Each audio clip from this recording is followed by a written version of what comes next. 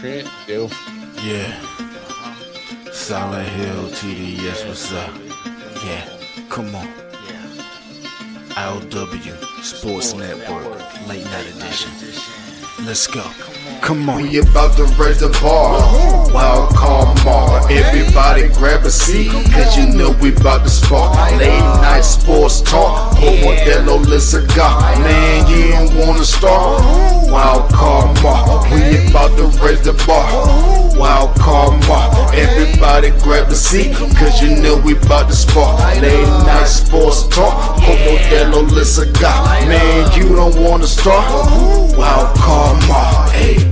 L Boogie with the hot flame, ashtray full of top names, little tree for your membrane. This the 9-hour time frame. I just snatched up a 6-pack, got my hands on a lid pack, whipping up a little batch of snacks. Yeah, man, I think I'm all set. Late night, can't sleep, go ahead and just tap in. Better grab you a cold one, and we about to get some laughs in. Wild card on the microphone, he'll hit you with a couple flurries. Y'all need to just strap in for some entertainment sports commentary. We about to raise the bar.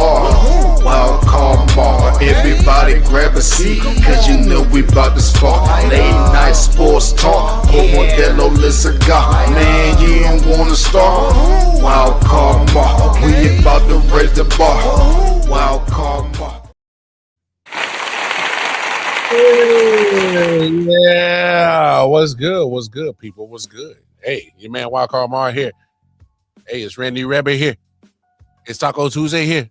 Yeah. Hey, I know what it is. Hey, man, a lot to talk about. Yes, we're going to talk a lot of NFL topics. We got a Super Bowl matchup.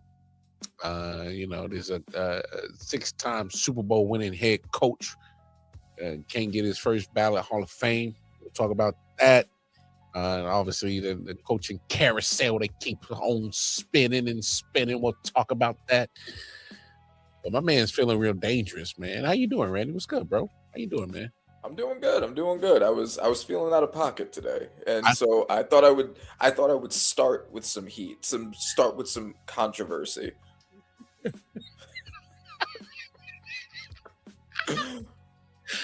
Hey, the name is crazy, bro. Mm-hmm. Name is says it all for me. You had me right there. My man said Drake, Trent Dilfer, May. And can you even disagree with the notion? You saw what I saw. You saw what the country saw. Hey, look, man. You know what? Let's start right there. Let's start with the obviously the AFC Championship game that happened first. Patriots win 10-7 over the Broncos. Just give me kind of your initial thoughts and break down the game, and obviously what you saw, and obviously with the name choice that you chosen today. I'm pretty sure you got some very colorful takes on this one. So, what I saw on Sunday, and it's the same thing that we'd been seeing. We'd been seeing the opposing team's offense be held to historically bad performances. Largely not even the defense doing their job. To give the Patriots credit, their defense did their job, but they did their job against, in the first round of the playoffs, a third-string offensive line. Then they did their job against the worst healthy offensive line in the NFL, and C.J. Stroud having a meltdown. And he had been playing bad most of the year, but even uncharacteristically bad for him. And then they get Jarrett Stidham, a guy who has started 4 NFL games, none of which in the past 2 years. And honestly, out the gate, Jarrett Stidham looked kind of okay. He had used his legs a bit. He had some completions. He honestly had a lot of dropped passes. His stats look worse than they probably should have because of that pretty ass Broncos receiving group with Pro Bowler Cortland Sutton on it. Jarrett Stidham in the first half had like a serviceable game, and we'll get to how the first half ended the way that it did, but it didn't lead to anything. And then the really controversial Sean Payton decision Oh my gosh. to Yeah. not kick it.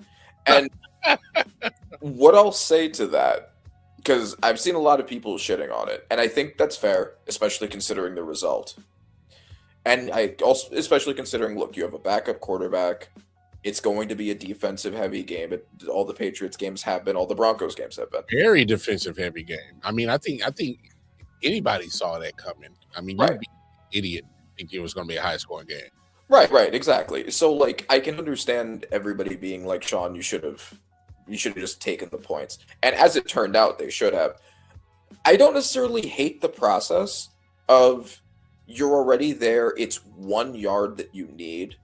And Stidham had been playing pretty well up until that point. I would have done a QB draw. I think that doing the pass play was what was the mistake. But I can understand the process around it. But it didn't work. So it ended up being 10-7. The second half of the game was snowed the fuck out. So everyone was playing like shit. But if you honestly, in the first half, before it started getting really bad, Stidham was playing better than May was. That's how bad that was. That's how bad May was. And May's stat line, if you look at it, he did not play well. He played badly. Again, he had 86 yards. He had the only touchdown that he had was one that he was set up with off of what should have been intentional grounding, but was called a fumble. And he was given the ball already in the red zone. That was the one touchdown that Drake May had. Otherwise, he just led his team to a field goal. If it wasn't for that, if Stidham had held onto the ball in that moment, or Sean Payton had kicked the ball and it worked, although considering how all the kicks went in that game, that's not a guarantee. No. Drake May doesn't win this game. So his path to the Super Bowl has been the easiest schedule of the 21st century. He's still the 21st century. It is the 21st century. Then a third string offensive line with an offense held to 3 points. Then a CJ Stroud meltdown game behind the worst healthy offensive line. And then Jared Stidham in a snowstorm. That's his path to the Super Bowl. And I think we really do have to put that in context. But I mean, if again, like I pointed out last week, if you look at Tom Brady's career and you take off the mythology glasses, that was not an uncommon thing for Tom Brady to benefit from freak occurrences. You know, people remember the tuck rule. People remember not running the ball. People remember, I'm sure you especially remember, and when Tom Brady wasn't on the Patriots anymore, Patrick Mahomes setting a record for them receiving the most pressures in a Super Bowl ever against his defense when he was pressured only 4 times. Yeah, like just freak occurrences outside of his control that he's getting active credit for, and I think it's a Patriots thing that I really hope we don't end up having to deal with for the next 20 years. I said it's a Patriots thing. I hope we don't have to deal with it. Seahawks got to remember to run the ball this time. Oh my goodness! Run the ball. Don't do that shit again. Run the ball. Run the ball. No. Look, man. You're not wrong. You're not wrong about Drake May. Yeah, right? I just want to add one more point. They set a record for the least points in a Super Bowl run in this run, which I mean, I don't know what more proof you need than that. But go ahead. Man, you're not wrong about Drake May. All right, he did not play particularly well, and not just this game. We're talking about the whole playoffs. If we're being quite honest, if we're keeping it a buck. All right. And I talked about it earlier. I will, pitch you some bail because we got to be honest about in the context of defenses that he's going up against. Chargers, good defense. Is it elite? Probably not, but it's solid. Top 5. It was top 5 in scoring. It's solid. Who else? Texans, who have arguably the best defense. Yeah, I mean, that needs to be said about how good they are, right? They just went up against Broncos defense, not too far off from the Texans. I still would favor the Texans defense, but they're not far, right? They're not trash, and not even close to it. And you saw what they did. So now take those 3 defenses, and okay, well, what are they about to go up against in the Super Bowl? And that's it. Another elite defense, yeah. So I mean, if we're calling it a buck is a buck, and we'll kind of talk about it later, but I just give you a preview on how I'm feeling about this Super Bowl. I mean, I'm not feeling too good for Drake May, because he already shown that he struggles against elite defenses, and granted, but my main point about that is that also when you face elite defenses, if you're that guy, you are the reason why you take down elite defenses. No, it's true. Like, yeah, he won, because that's always the excuse. Like, well, he was playing against elite defenses. Yeah, and they played like it against him. Oh yeah, he just got lucky that all of those teams' offenses didn't show up. Oh my goodness, man, you talking about to the point that I mean, and what mystified me about the Broncos and getting to their point, I think this was the worst coaching job I've ever seen from Sean Payton. Okay. And he pulled it at the wrong time. He pulled it in the AFC Championship game. Yeah. You make some great points about the decision to go forward on 4th down. My take is yeah, take the points, because if you look at the advantage of your defense versus their offense, I would run with my Denver defense over Patriots offense 10 times out of 10. They take the points. Yeah. No, and I understand that. I understand the logic for sure. And they would have been ended up working out. Randy, they'd have been up 10-0. Yeah. Right. More than likely, after you kick the kickoff, your defense has been controlling the line of scrimmage, and they were getting to Drake May with 4. Mm-hmm. And if it took 5 sacks again. Yeah. And if we're being honest, the only really damage that the Denver Broncos defense gave up was the scrambles from Drake May. Because they couldn't get the running game started. Obviously, the passing game was non-existent. The offense was dead. And that's why I'm saying, I'm looking at Sean Payton. I'm like, I get it. Yeah, Bo Nix, your starter wasn't there. Scores 10-7, pretty much the whole game, because no kicker wanted to make field goals. No offense could really get anything going. And if we're keeping it a buck, that lateral intentional ground and turn fumble is literally the only break that gave it for New England. Yeah. If they don't get that, I don't think we're having this conversation of them even being going to Santa Clara. No. Or at least we're in overtime. And they would have had 3 points if it wasn't for that. Yeah. And so they still would have lost. It would have been 7-3. If he had just held onto the ball and didn't decide to try to throw it away, like just take the sack at that point, like that's okay.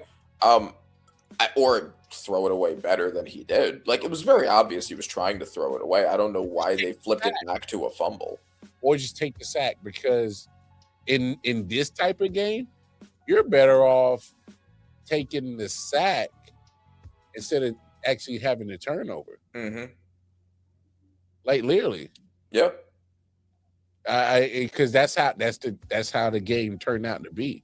And to be fair, I think that's how a lot of people kind of saw it. This was going to be who make the first mistake, and who capitalizes off of it, and because it wasn't going to be a lot of scoring point blank period. So, right. And just because I've heard some people make comparisons to this, because I've heard Drake May's defenders, the Drake May apologists who were previous Tom Brady apologists. I've heard them point out, well, you know who is third in least points scored in a playoff run? The 2007 Giants. And the problem is with that, the Giants, unlike the Patriots, had all of their games away because they were a wild card.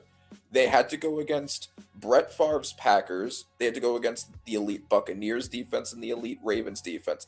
And then they stopped what would have otherwise been undefeated Patriots with the consensus GOAT at quarterback.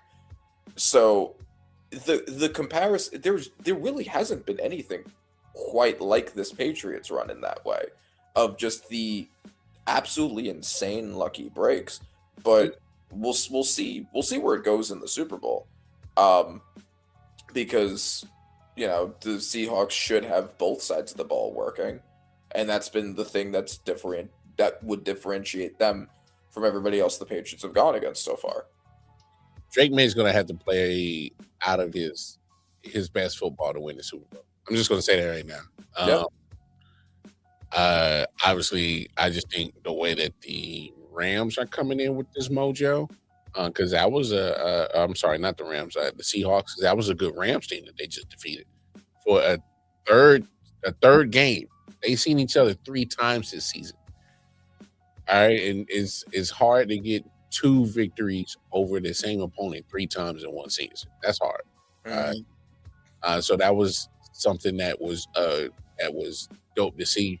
But as we flip it to the Rams and Seahawks game, thank God that matchup happened, because I'll be honest with you, Randy, I had fell asleep on the AFC Championship game, and it was so bad. It was so bad offensively that I literally have the NFL app, and they got the condensed version of the games, and it was condensed to 38 minutes.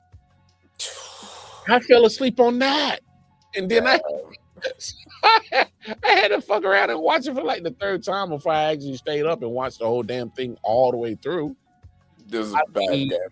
It was bad. It was so offensively just putrid that it was just so dreadful to watch, and it was just and kudos to the defenses.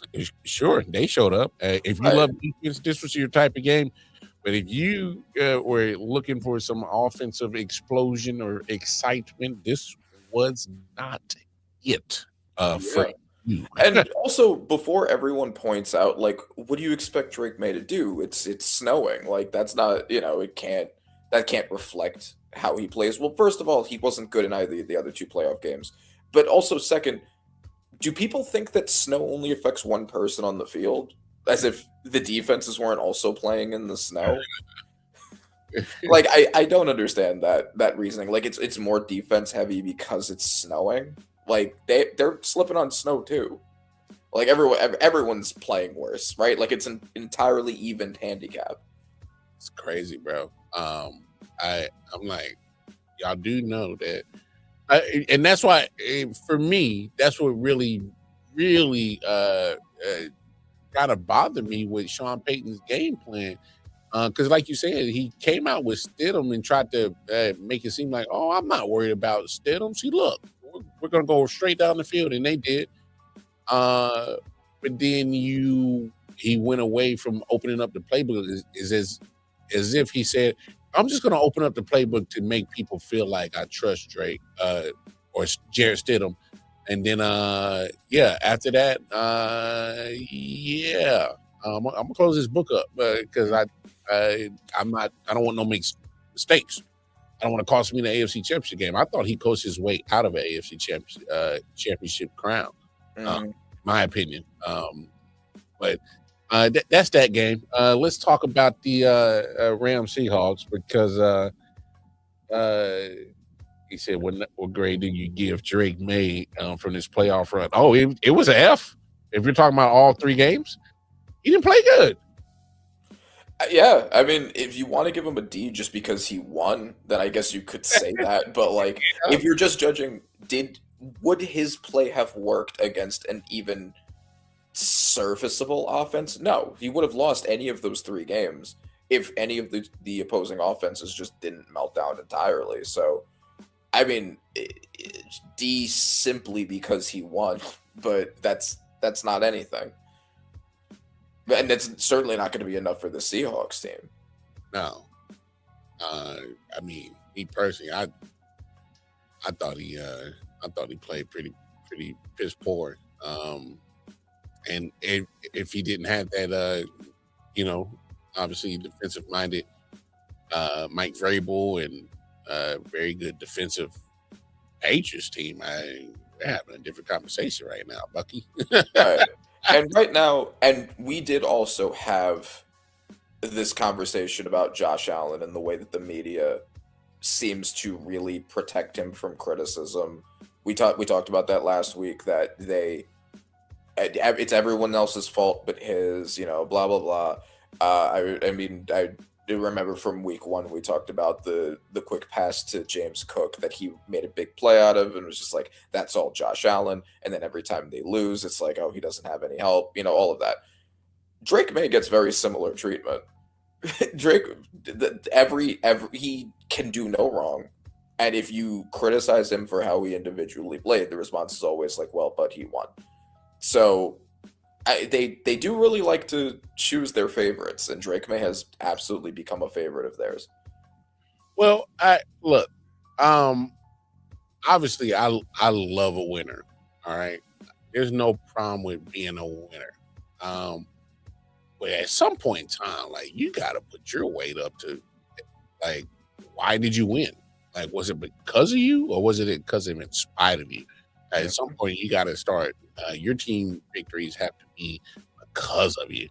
Like, if you're just being a passenger, like you said, I can get a Trent Dilfer for that shit. Yeah. No, it's true. And we had the same conversation about Jalen Hurts last year, and it was true with him too.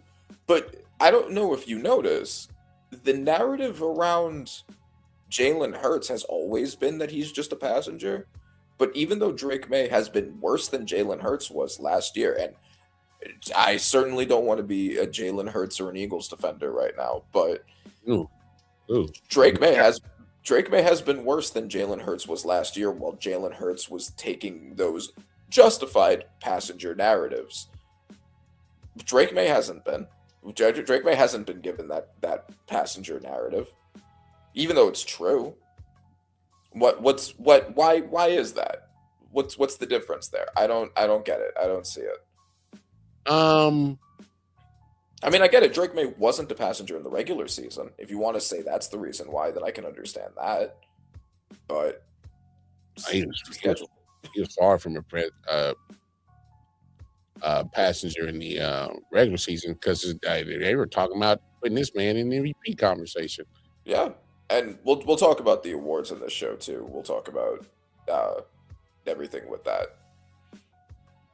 I mean, that's MVP conversation in the regular season sure do look different when we got to put them pads on in that old playoff time. Mm-hmm. Which is again why the voting should end before wild card weekend. But we'll see how much everything gets affected by the playoffs. Boy, they between the damn how they come up with all pros and Pro Bowls and the Pro Bowl announcement we got yesterday too. Oh my! No, we definitely got to talk about that, because obviously we've been pro Shedeur Sanders pretty much throughout the whole season, but this situation, I did not like what the NFL did on this one, but I understand it. We'll talk about that in a second. But sure. Rams Seahawks. It's so you saying if Bo Nix was playing, New England wouldn't have won. If Bo Nix had played, I think you still get almost a similar offensive production. Think so? Bo Nix, he put up 33 against the Bills. I get what you're saying. What I'm saying is Bo Nix is obviously better than Jarrett Stidham. Yes.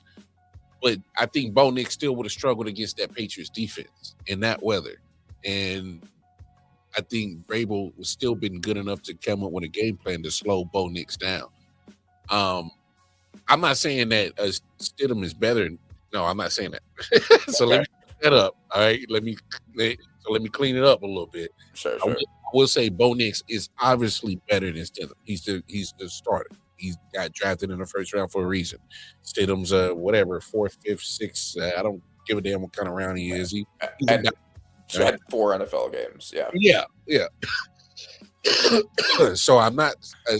I would never come up here and say that. Oh, yeah, Jarrett Stidham definitely need to play over Bo Nix. No, what I'm saying is Bo Nix. If you look at his body of work this whole season, has been such a mixed bag that he gives you moments of greatness and then he gives you moments of backup quarterback play. So it's like, if he's in that situation against that defense with that weather, I don't know if we get elite Bo Nix, because I've seen elite Bo Nix this year. I've also seen garbage, trash, indecisive, bad decision Bo Nix. Also passenger Bo Nix. Yeah. Passenger Bo Nix. I've seen it all this whole season. So that's why I'm saying I don't think, yes, there is a slight difference or a better chance to win probability if you're doing the numbers on it, doing the statistics on it, cool. But what I'm saying is, at the end of the day, Bo Nix would have struggled in that weather against that defense. He would have. I think he would have struggled too. I will push back only in the sense that I think that the increase of production you get from him, even if it's marginal, should have been enough to win this game. Oh, yeah. Bo Nix has shown that he does have that 4th quarter clutch gene, which he unfortunately put on my Giants, and he put on the Bills in the divisional round. I think that if you get that out of him, you need one more field goal to bring it into overtime, right? So can he get one more drive that leads to a field goal? Can he get one more touch? If he gets one more touchdown drive, the game's over. Mm-hmm. I think that Bo Nix could have made the difference there. I hear you. Yeah, and I also do think that as good as the Patriots defense has been, I think the fact that they went against such weak competition in the regular season and in the playoffs does also skew their defensive numbers a bit. Not that they're a bad defense. They're not. They're a good defense. But I think given the jobs they've had to do, their turnover numbers look really good. Their pass rushing numbers look really good. Their sack numbers look good. And against a better offense, would they have looked that good? I think there's a question. Oh no, I can rock with you on that. I will definitely rock with your take on the fact that, hey, if we're facing actually more competent offense, I think maybe even I might be reaching a little bit for this one, but the way that Trevor Lawrence was, minus the bad game he had against Buffalo, the way that he was coming in, he might have gave them some trouble. Yep. You know what I'm saying? Just a competent offense, really could have made a difference in any of these. Yeah, without a doubt. So I'm definitely with you on that. So I don't know if this, if they were Justin Herbert with a just his normal O-line. If even just Joe Bolt was there. If Justin Herbert has 2 tackles, I think we're having a different conversation. If C.J. Stroud was a competent quarterback, wasn't on his regression, I think we're having a different conversation. With a better O-line, or even just like the 20th best O-line, and C.J. Stroud not melting down might have been enough. Yeah, give him it over the Pack O-line, and C.J. Stroud just don't F it up. Hey, we're having a different conversation. No disrespect to Stidham. If Bo Nix gives the Broncos obviously a better chance to win. So Patriots I give the defense their credit because they did their job throughout the whole postseason. So I'm not gonna knock them. But they got a tough task because the team that won that NFC Championship game, and thank you, Jesus, for the Rams and the Seahawks for giving us another great game, the 3rd time that they matched up. That was beautiful. That was beautiful to watch. Fantastic game. Oh my God, especially if he had to go through that whole fucking piss end of a AFC championship game. That dreadful football. So the moment you go to that, you're like, thank you. Yes. Uh-huh. Go ahead, talk about it, man. So this was it was a shootout, but it wasn't a bad defense shootout. It was a good offense shootout. Like, you see both sides of the ball for both teams really did do their job for the most part, and we'll talk about what side for the Rams didn't do their job. But Stafford and Darnold really were throwing haymakers back and forth. Puka and JSN, two offensive player of the year candidates, both having awesome games. JSN with that beautiful one-handed catch to run to the sideline. It was Matt Stafford did more than Drake May did in any of his playoff games just through the first 3 quarters. He was just throwing absolute bombs all over the field. And the question still has remained for a while, and it's funny how it's ended up. But the question's always been, can Sam Darnold do this in big games? He proved that he can be a good quarterback. He proved that he can be a good quarterback outside of the system that made him a good quarterback. He has proved that he can play well in big games against mid competition. Can he play a really good game against a really good defense? And he proved, yes, he can. And he did that. The Rams have one of the best defenses in the NFL. And they weren't doing like just a ton of Kenneth Walker like they did against the 49ers. They really did need Darnold to step up and make some passes. And he did. And he didn't really make significant mistakes or anything. Like, he just had a really good game against who I think should be the MVP, also having an MVP caliber game. Yeah. And they both balled out. Tariq Woolen almost fucked it up for the Seahawks. And man, if they had lost, the beating he would have gotten in the locker room, I'm talking socks full of cold butter. Just fucking, hey, bro, that's hey, dog. With that taunting, which is also bullshit, right? Like, I hate that the refs were willing to have this game get swung because he talked shit to the sideline.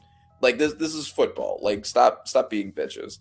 But just stop being bitches. But Woolen right. also, you're right. Knowing people are going to be bitches, you got to hold it in. No, you're 100% right. I just think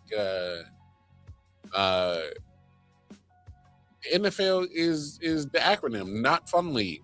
They come up with stuff to make it seem like they want to have fun and get the ratings. They only just want to do it to just pretty much snag some people for some quick ratings. But they got them. They ran by a whole bunch of old white men. All right. Yep. All right. Let's call a spade a spade. None of them, and they always put, the purity of the game. For the love of the game. Old school. Yeah. Yeah, they want everyone to be like Barry Sanders and just hand the ball to the ref. Yeah. No, they can't stand the primetime Deion Sanders. So yeah, no, for real. They ain't bees in the trap. They ain't. But so on a 4th and 12 too, no less. Like, that very easily could have decided the game entirely. But thankfully for Seattle, it didn't. Thankfully for Tariq Woolen's ass, it didn't. That'd have been. Ooh. And what really decided it more than anything is the Rams special teams. That muff punt that set up the Seahawks touchdown there. The Rams probably win this game if not for that. That's how close, that's how razor thin this game was. And they got to get their special teams in order. That cannot happen. That you're just bouncing off your chest going into the ground just for a Seahawks player to pick up right there. Randy, you know what really killed me about that muff punt? He was falling down. Yeah. What are you doing? Get away from the damn football. You're falling down, sir. Yes. Get away from the football. Like, don't even put your back. Look, I know it's kind of tough to kind of maneuver your body out of a way while you're falling down, but you better figure it out because you just cost me a trip to the Super Bowl, bro. You better figure it out. You can't even try to even field that punt, falling down, going backwards, that deep into your own territory, knowing that the probability or the chances of something bad happening just went up the moment you started backpedaling. Yep. They went up higher the moment you was falling down. And I'm just like, this is a whole, and they were having problems with special teams coming into the game. Yep. And it reared his ugly head in the game. And I'm with you. I think that cost him the game. Not only did the muff punt cost him the game, I'm not too annoyed with Sean McVay's decision to go on at fourth down. I understand it. A couple of, I guess, clock management issues from Sean down the stretch that was kind of questionable. That I would probably like, oh, what were you doing, costing the timeouts and time on the clock? I was kind of like, you know, you got to be better coaching awareness on that one. But yeah, that muff punt really kind of did him in because I was under the impression that once that muff punt happened and they had a short field, they were playing from the behind ever since then because they kept swapping points or points back and forth. And I know you touched the ball last, but you didn't get it in ideal situations. No timeouts, very little time left on the clock. And as good as Matthew Stafford is, I don't think he's 13 seconds Mahomes good. But no, I mean he did what he could have done in that moment to try to get them back. It's a shame that Puka couldn't get to the sideline for them. Because that absolute dart that he threw to Puka, and no shade at Puka. Puka had a great game, and that was just really good coverage on him. Keeps him in bounds. Clock runs. That's the game. Yeah. But man, that was football right there. That was very.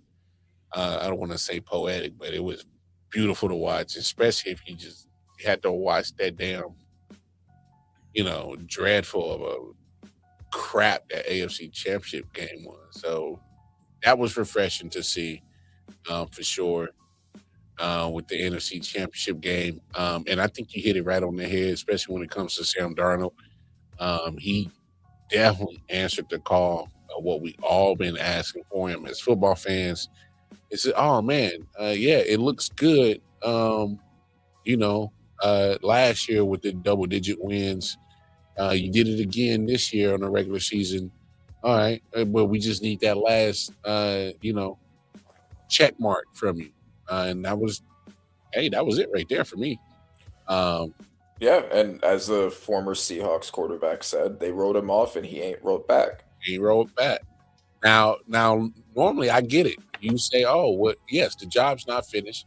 But what I'm saying is, yeah. Oh, he won last week. That victory over San Francisco, he was a passenger to that. So they didn't need him to do anything. He was taking apart scraps of an injured team, a team that had barely deserved to be there in the first place. Yeah. So, and like I said, I'm not trying to discredit him, but I mean, come on, as football fans, I think we understand that, like, bro, your contribution to this dub was pretty limited.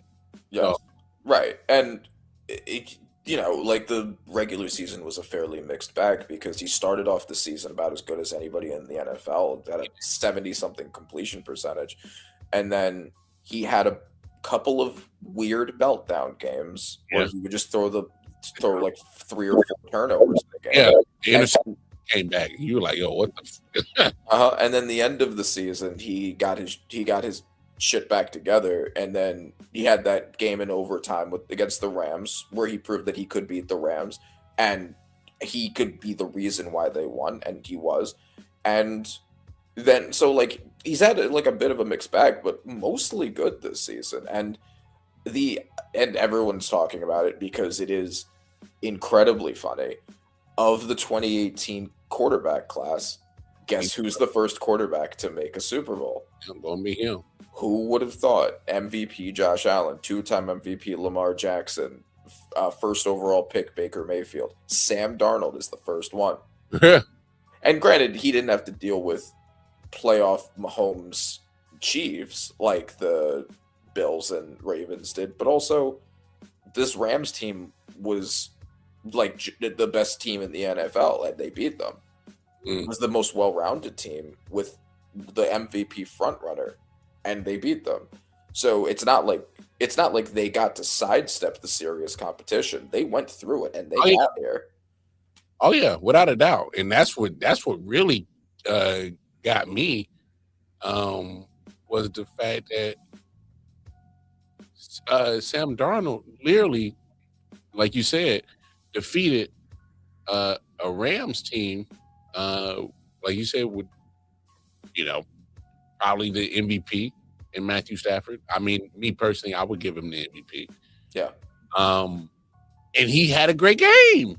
There's no way that I would have ever thought, if you just looked at the stat line, that Matthew Stafford has 3 touchdowns, no interceptions, and they lose the game. I would have never in my wildest imagination of football would ever thought that.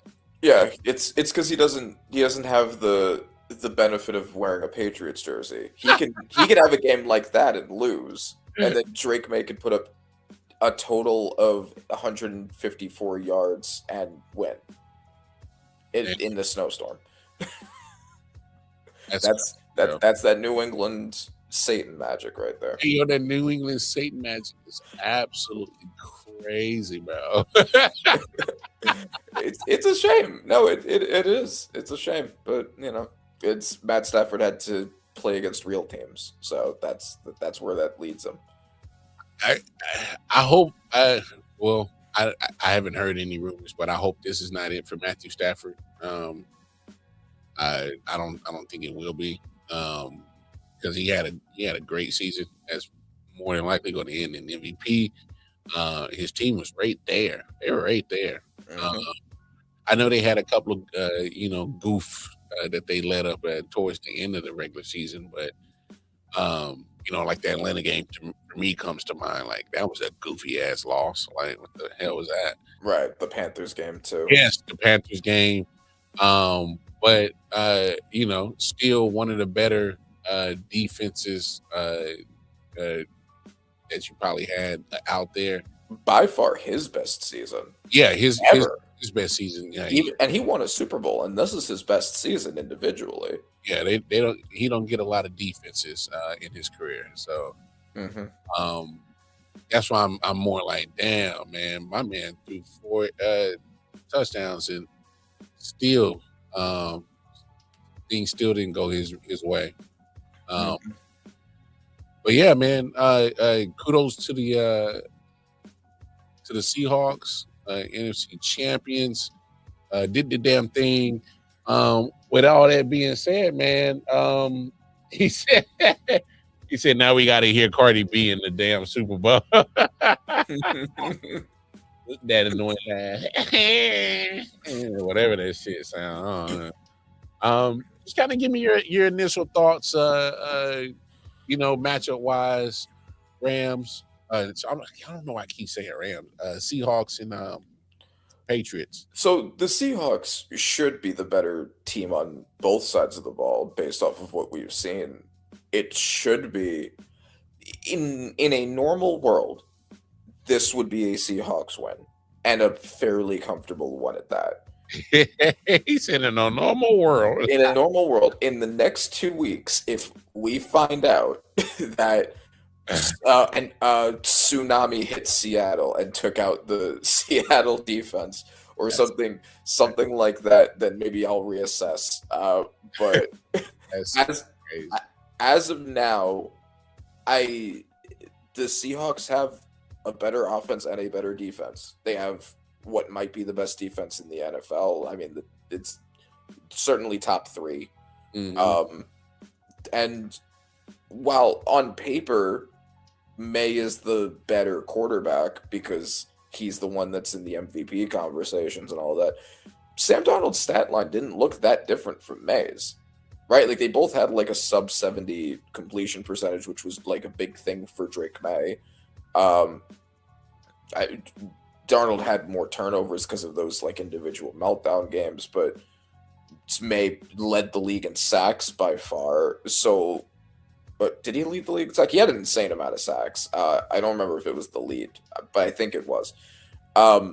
So I mean, if you put them against each other, I don't think that they necessarily had like wildly different seasons compared to each other. And Darnold has now, with this game included, been better in the playoffs. So he should also have the better offense. And he certainly has the better weapons. I mean, he has what is likely to end up being the offensive player of the year as one of his weapons. Yeah. So, yeah, this should be a Seahawks win, unless something absolutely wild happens, which I can't put it past something absolutely wild happening. Especially the way that the officiating has been going, bro. Uh-huh. Oh, my goodness. Mm-hmm. Yes, I mean, if he's entering the Patriots' House of Black Magic. as long as that doesn't, as long as nothing, the House of Black Magic. Nothing bad happens to Seattle. No plane crashes or anything. Like then Seattle should win this game. That's crazy. No. Oh, Black Magic. Hey, man, look. End of the day, man. I just think my initial thoughts on this one. I'm with you on. I do think my initial feelings was it should be a Seattle win. This is in a perfect normal world where there's no fuckery going on or anything crazy going on. I think Seattle's defense is another good defense that's going to give Drake May fits. And they also got the players that can almost like hybrid, like safety linebackers almost. Yeah, like Nicky Minwari. Oh my God. Okay, Drake May, you're not outrunning him. Right. No, yeah, no, that's true. Like that secondary alone. I mean, you got Minwari, you got Tariq Woolen, you got Devon Witherspoon, and then the other linebacker, Ernest Jones. Like that's going to be a lot to deal with. And then on that defensive line, you got Leonard Williams and Byron Murphy, DeMarcus Lawrence. Like holding onto the ball is going to be a mistake, and throwing it's going to be a mistake. Oh, DeMarcus Lawrence ain't playing. You don't think he's motivated to get a Super Bowl ring? Oh, I'm sure. Go back home to Dallas and talk his shit to Jerry. Yeah, it's like just finally got up the Cowboys and got himself to a Super Bowl. Yeah. Like imagine that. Like he's good. Mm-hmm. That's what you got to do if you want to go to a Super Bowl. You leave Dallas. Hey, yo, that's crazy, bro. That is crazy. You just wanted to throw that in there. It's factual. It's historically factual. No, that's factual, bro.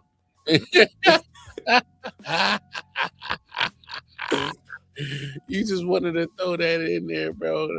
I did. But yeah, man. I think this has to be the Drake May best game of his life. His life. I'm talking about from high school to college to NFL. This needs to be the best game of his life to win this one. And Sam Darnold has already shown that he could go up and get some damn good defenses and still get his work off. So yeah, I'm favoring the Seahawks on this one for sure. But it's going to take some good coaching. And speaking of coaching, and then that coaching carousel, the seats are starting to fill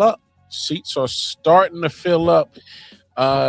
It's getting interesting because I think obviously a couple of these teams are waiting to see what they can do. I don't think that I think for the last team since we talked about the teams to change coaches, I think the Titans getting Saleh and then now getting Dayball was one that we didn't talk about yet. Yeah, and then the Buffalo Bills. Yeah. Buffalo Bills, Dolphins getting Halfley. So where do you want to start? Well, I mean, we've already talked about Harbaugh. Halfley, I'm not too worried about. Do you think Halfley? Just one quick thing with Halfley. Do you think that Halfley benefited a lot from the fact that he happened to get Micah Parsons in that defense? Do you think? Yeah. Yeah. Do you think that that's a big reason why he was such a hot commodity for a head coaching position? Yeah, because that defense looked damn near elite until Micah went down. Right, and yeah, exactly. He the way that it looked before and after getting Micah. Oh yeah, we'll see. We'll see if Halfley was actually really part of it now that he's not going to have a Micah Parsons to work with. It was two totally different defenses, like you said, the before and after. Mm-hmm. Like what they got before Micah was nowhere close to what they got after. Like, yeah. So, yeah, I mean I guess we'll see how that ends up working with what's not as good of a roster to work with. But he's in charge of the Dolphins. I'm sorry, which other team did you want to go to, or we just listing the teams? No, I mean, we're just kind of, shooting the shit. Obviously, Jeff Halfley gets I will say this. They do got to. I did like the way that the Dolphins defense was looking towards the end of the season. Mm-hmm. They did was playing pretty solid, so we'll see what he does. The former Dolphins head coach is now in LA as the offensive coordinator for the Chargers. I like that move. I'm actually kind of upset about that. Really? Oh, right, yeah. I think because I think Mike McDaniel is actually a solid good play caller. A man that could put up 70 points in an NFL game for offense. I mean, is it fair to say he might have gotten the best out of Tua? Yeah, I think so. Yeah, no, and I think that he was never really meant to be a head coach long term, but he is not a bad play caller. He's a good play caller. No. He's a very good offensive mind. I think putting him with Justin Herbert is great. Dangerous. For Justin Herbert. Oh my God, it's dangerous. That's why I'm not a fan of it. Right. Fair enough. Because if he got the best out of Tua, God knows what the hell he's about to unlock with Justin. Mm-hmm. You know what I'm saying? So as a division opponent, that scares the shit out of me. I'm like, oh shit. Right. With already a good coaching staff in Jim Harbaugh, just got a pretty decent upgrade. My former head coach going to Tennessee now as their offensive coordinator to work under Robert Saleh. Ooh. And this, I'm gonna be honest with you, Randy. This Salah Dayball has a potential to be a beautiful nightmare, or just absolutely just a complete just trash. And beautiful nightmare as if for his opponents, because it's a nightmare for them, but beautiful for the Titans. And it could be something great, because I think the play calling with Dayball could possibly elevate Cam Ward. Yeah. And I think what Salah does, as great as his defensive mind does, I think he can definitely elevate that Titans defense. Yes. So you get both sides of the football taken care of. And now, obviously, you got to worry about some special teams, but obviously your two factors of the game are the offense and defense, and I think they both got it covered. Here's where it can get messy. If Dayball does not hold up to his end of the bargain, I think it's more on Dayball, because I think Salah has already showed, even with the Jets, that I'm not going to get the offense, but I'm a damn sure have this defense right. Yeah. So that's kind of my initial thoughts on that one. I think that the problem there is not. I think that they're both good hires. I think that even though I was happy to replace Dayball with Harbaugh as a head coach, I do recognize that Dayball is good at working with quarterbacks. And I think that taking a young quarterback and putting him with someone like Dayball makes a ton of sense. I do think this is going to be a couple of year process, and I think that if Titans front office is going to need to be patient. If they don't get the results they want in year one, they have to acknowledge that it's probably not the coaching. It's probably because they still don't have a lot of talent on the team. I think that Cam Ward might end up having a very good year and it end up not mattering because the team is not overall very good. But I do think I agree that Salah can create a floor for the defense. You know, the 49ers defense wasn't very good without Bosa and Warner, but it could have been a lot worse. And it would have been if not for Salah and Shanahan. But I think it makes you can see the logic very well. You get a guy who knows how to unlock quarterbacks. You give him someone like Cam Ward, and then you give Salah, who's a floor raiser, and who knows how to work a defense. So yeah, I think that it's gonna take a couple of years. They have to add more talent to that team, make some big moves in free agency, have a really good draft, and then motherfuckers need a lot of talent. Yeah, But they got the money though. Yeah, a lot of money. Yes, a lot of money in the first overall, not first overall draft pick, but they got a high draft pick too. So,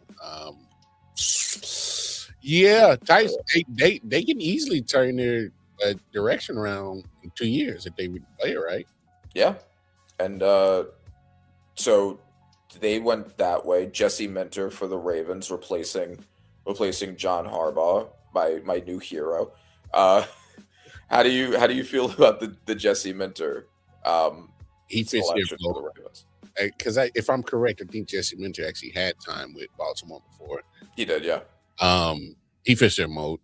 A rugged defensive coordinator. So he's definitely gonna. I think he's definitely gonna shape up the defense.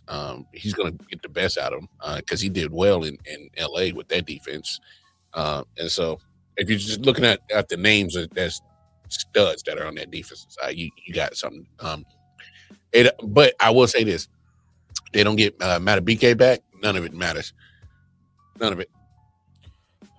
They're gonna if they don't, they're gonna need to use defensive tackle as a pretty high high priority because that neck injury was pretty serious and he didn't come back all season.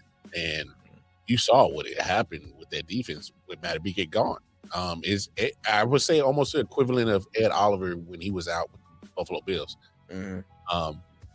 So it's all good and dandy, but they got to get that situation squared away ASAP. Matter of fact, just go ahead and draft your D tackle just because you don't know the actual recovery of coming from that neck injury. Right. That's pretty serious.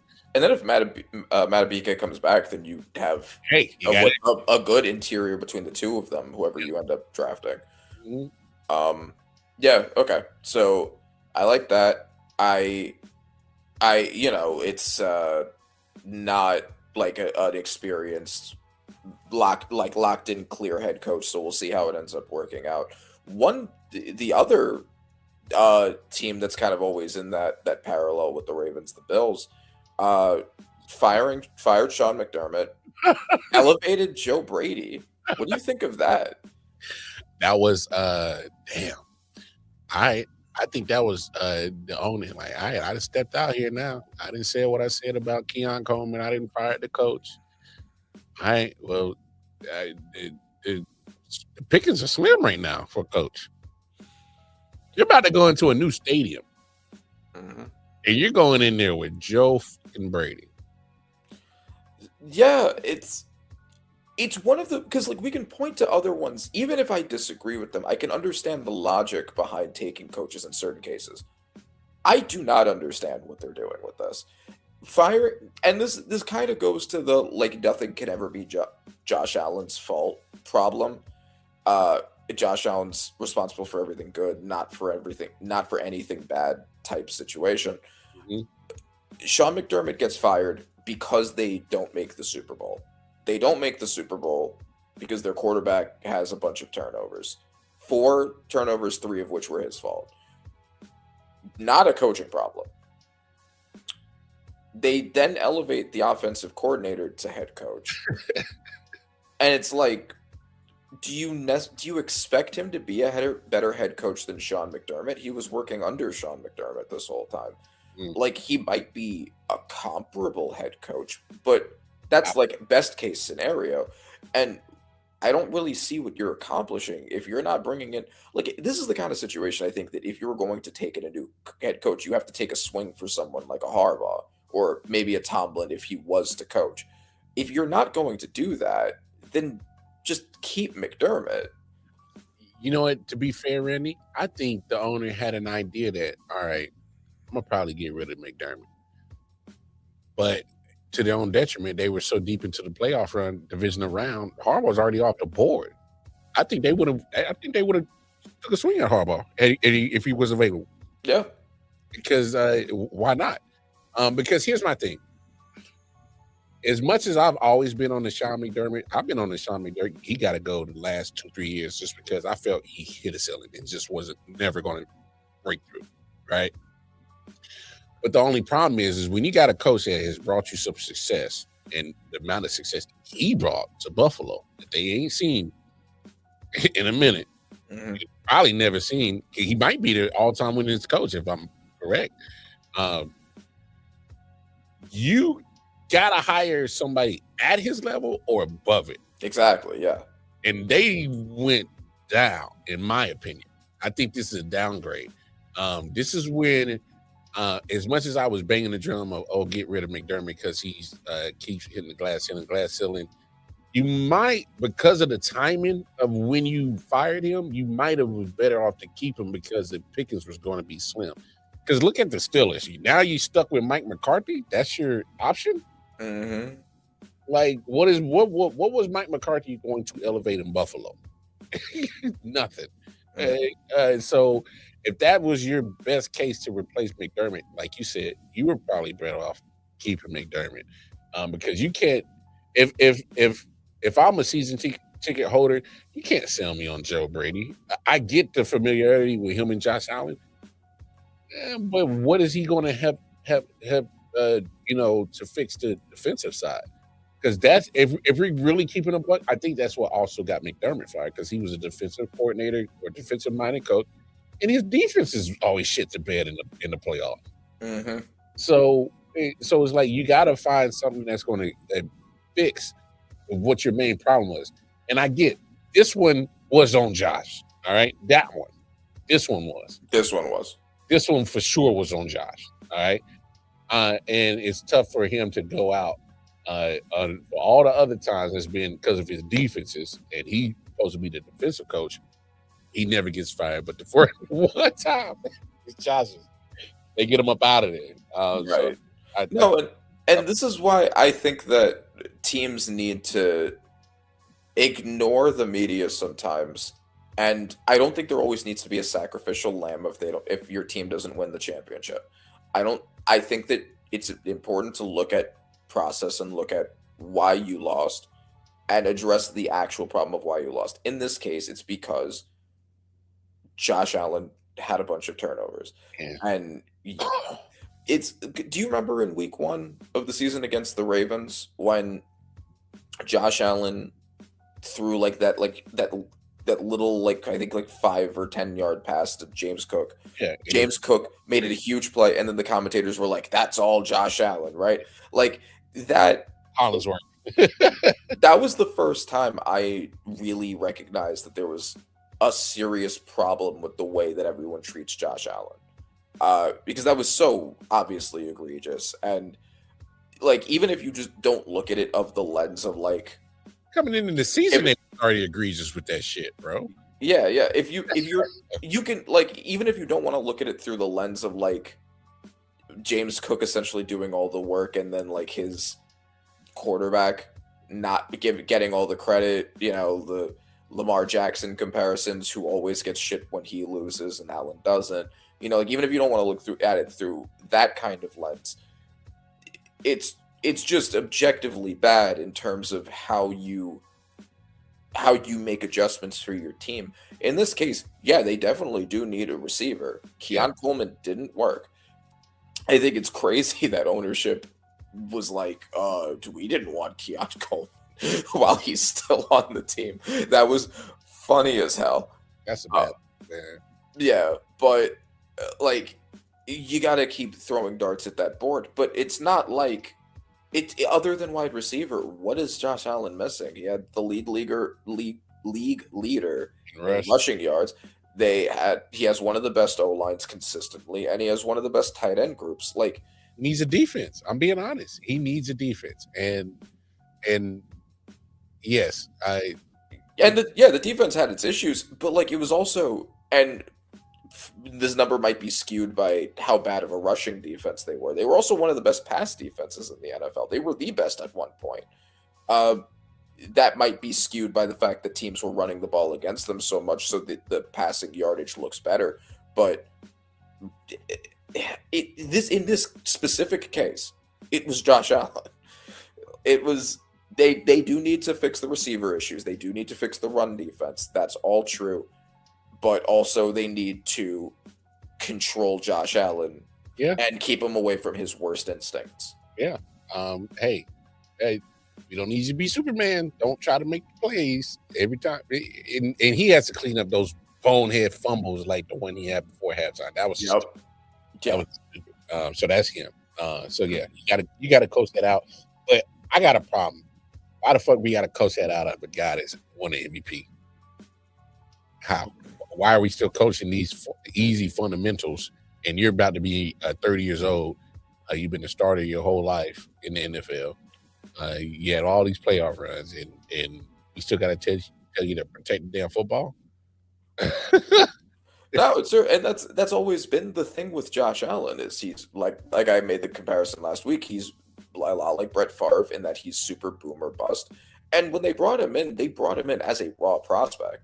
Raw as hell. Like, yeah, raw as hell, and he sucked in his first year and the early part of his second year, and then he ended up becoming good, and then he ended up becoming elite. And it's one of those things where if you're taking somebody who's super raw entirely off of their traits, very often it's not going to work. But if it does work, you're still going to have you're recognizing you're taking a quarterback whose biggest asset is his physical and not his mental. And you have to be the one to check their mental, right? Like, there's never been a question over Patrick Mahomes' mental game. Yeah. Patrick Mahomes' mental game was there the whole time. Yeah. You can just let him make the decisions. I don't think that Josh Allen can be entirely in charge of making his own decisions. The execution of a good call will be phenomenal a lot of the time because the insane arm strength, physical ability, running ability, all of that. But you need to rein in his worst instincts.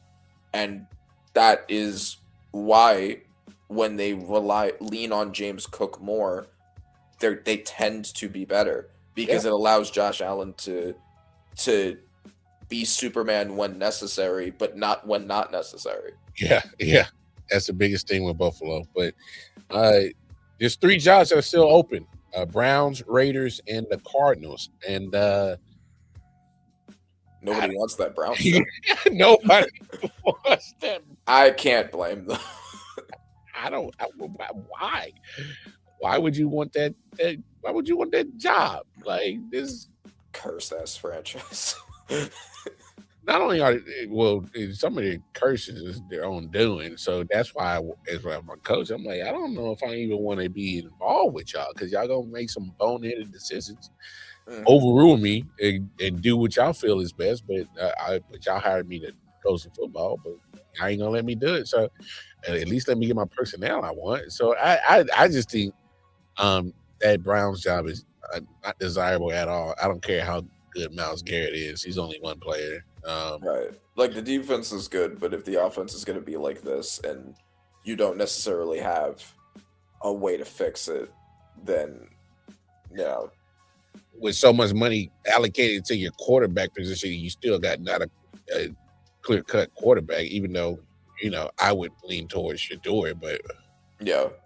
If anything, just because there's nobody better to fill that spot right now, unless you get lucky and maybe Ty Simpson falls into your lap and you like him. But if you put Ty Simpson in this offense with the worst offensive line and receiving core in the NFL, like he's going to struggle too. Like same situation. right. So everyone struggled in that offense. Joe Flacco showed that when he went to Cincinnati and balled out. That Oakland, I keep calling that Raiders job, Las Vegas. They got a couple pieces, but they still got a lot of work to do. Yeah. Cardinals, you got a emerging star at tight end in Trey McBride. See what you can get with Marvin Harrison Jr., but I can't roll with Kyler Murray. Yeah. I'm not necessarily surprised that these are the three teams that are still open because they are probably the three least desirable teams. So undesirable. I would say that the Raiders job might be the least undesirable of the three only because you have the first overall pick. You have to really believe in Mendoza, given that I don't know if you're going to be able to get him an offensive line that's functional. And then outside of that, you basically just have Brock Bowers and Max Crosby. And then you have some okay players at other positions, but it's basically your core is going to be Mendoza, Bowers, and Crosby.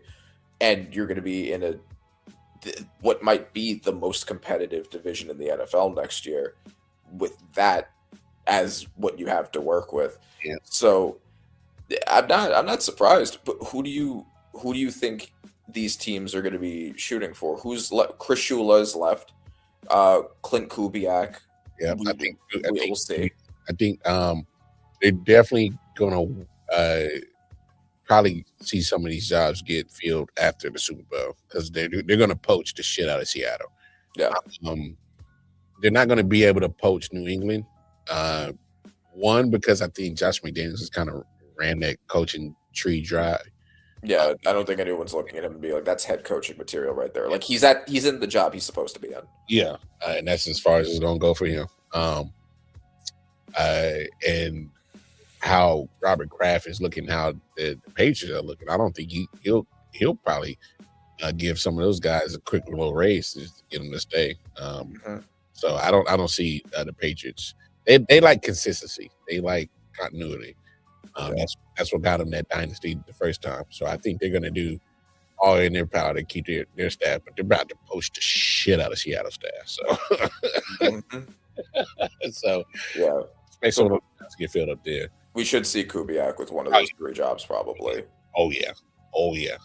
And if I was one to bet on, I would probably go Seattle just because familiarity in the division, kind of almost. Wait, you mean Kubiak? Oh, you mean the Arizona? Yeah, Arizona. You know, yeah. They see them in Seattle. They're like, nah, we'd rather have you with us than against us. Almost like a Ben Johnson type situation, getting him in the division. So that makes a lot of sense. I put my money on that one. But speaking of coaches, man, I did not have this on my bingo card. It was leaked. It was dropped today. They said, yeah, Bill. Yeah, man. 6 Super Bowls as a head coach, New England, 2 as an assistant in New York. And, yeah, we don't give a you had too many gates. We gonna make you wait, bro. I think that's what it was. Okay. I think that they're putting in the true best head coach of all time. I think first ballot Tom Coughlin is what's happening now. The guy who beat that guy in 2 Super Bowls. It's just like, sorry, Bill, you should have beaten him in those 2 Super Bowls. Now you gotta wait. I think that's what's happening. I honestly, apparently there is a report, and it might be a rumor. We don't know if it's true, but I forget. He's on the Colts. He's in the Colts had said like Bill's got to wait, and this was like a consistent rival of his. Do you think that maybe shows a problem with the voting process? The people they choose being involved in the league as much as they are, and not like outside media. It's been a problem with the votes. This ain't new. Mm-hmm. And we were talking about it earlier on the other podcast. The fact that you know, and I'm not advocating for Bill Belichick, but I'm just, and you might appreciate this as a person of the law. If anything that Bill ever did, all these gates, Spygate, Deflate Gate, whatever gate, if they were so horrendous, especially Deflate Gate when it happened when they ended up winning the Super Bowl at the end of those playoffs, if it was so egregious, why didn't they never strip the titles? Why didn't they never vacate wins? You got the power to do that. Yeah. In the case of Spygate, I believe I don't remember if there were any years they did it outside of 2007, because if that was I know that was the year that they were caught doing it, and they didn't win the title that year. But Deflategate, I believe they did win the title that year. Yeah. And they could have, and I don't think that would have been egregious. Like, look, you cheated, you don't deserve this. I think that would have been. I think we would live in a better world if they had done that. Personally, I think a world where Tom Brady has less Super Bowl rings is a better world. A world where Bill Belichick has less rings is a better world. But and I dig the satire on that, but my main point is the NFL has always talked about, protect the shield, integrity this, integrity that. If it was so egregious what Bill Belichick and the Patriots did, then something should have been vacated. Not just the fines that they incurred, and shit. My thing is if you didn't punish him for that at that point, you can't turn around and try to get the give me back because of the voting Hall of Fame. Because if you're just talking about Hall of Fame, the Hall of Fame is supposed to be just about production of what you did at your position. Yes. If you played quarterback, what you did. Running back, they have murderers and rapists in the Hall of Fame right now. We can go down the line of some characters in the Hall of Fame if they pass that have make Spygate, Deflategate, Watergate look like chump change. So I'm not. That's my point, Randy. And if you want to separate those and be like, well, Bill Belichick's impropriety was football related and theirs wasn't, I think you can make that case, but like that's fair. It's even if you were to take those two away, like take 2 titles away from him, he has 4 championships as a head coach and then 2 as an assistant. Still, that's still already a Hall of Fame worthy. Hall of Fame career, but that's still a weird time to draw the moral line. Mm-hmm. That's a weird time to draw the moral line, like because you're measuring videotaping somebody's practices or some kind of crazy situation that you got to question somebody's character. I'm like, oh, we're drawing the line there. Mm-hmm. So do you so are you Pete Rose in the Hall of Fame defender then? Because I agree with that for sure. How do you tell the history of baseball without Pete Rose? Can't. How do you tell the history of baseball without Barry Bonds? Can't. And I think that's a good way to look at it, because I've kind of looked at the Hall of Fame similarly in that I think because it is a little subjective when it comes into like who deserves it versus who. And I think that the way that I kind of think about it is you're telling the history of the sport. History. Bingo. Right there, Randy. Because when these Hall of Fames are built, Cooperstown, New York for baseball, Springfield, Mass, I think for the NBA or Basketball Hall of Fame, Canton, Ohio for the NFL. These are museums to tell a story. Museums are built to tell a history, tell a story of something in particular. That's what all museums are across the world are for, is to tell a history of that. And this is the story of the NFL. This is the story of MLB, story of basketball. There's certain people that you just can't tell that story without them. It's impossible. Mm-hmm. And I get it.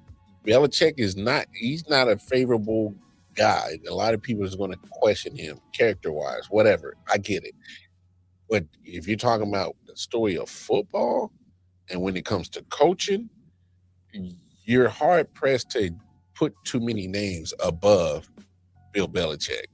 What you can say, Vince Lombardi, maybe. Yeah. Other than that, it's hard. Bill Walsh. Yeah. Oh. But I mean, like, yeah, you're going at the top of the top right there. Then you're shooting straight at the top when Bill Belichick name gets mentioned. That's it. I mean, 6. I mean, come on. Mm-hmm. You can dislike the guy, but you can't front on what the guy did as a coach. Right. And there's always, especially in Bill's case, always the question of like, was Bill the driving force behind those rings, or was Tom? And like, I think that that's a worthwhile question to ask. But when it comes to the Hall of Fame, I think that it's less about how quote unquote good you were, and more about what you did, what footprint you put in the NFL. So even if you want to say that Brady was the driving force behind those rings, which I don't think I agree with, but it looked that way because Brady won one without him and Belichick became a shell. I think that I don't think that it matters. Like, Belichick had a bigger footprint in the NFL than any other head coach ever. Yeah. Regardless of how he did or why he did or whatever he did. And he had a huge tree of followers. I mean, like, the head coach and offensive coordinator of the Patriots now are from Belichick's tree. Yeah. I was like, huh? I don't know, but I'm happy that he's out, even though it's wrong, even though it's objectively wrong. I'm still thrilled about it.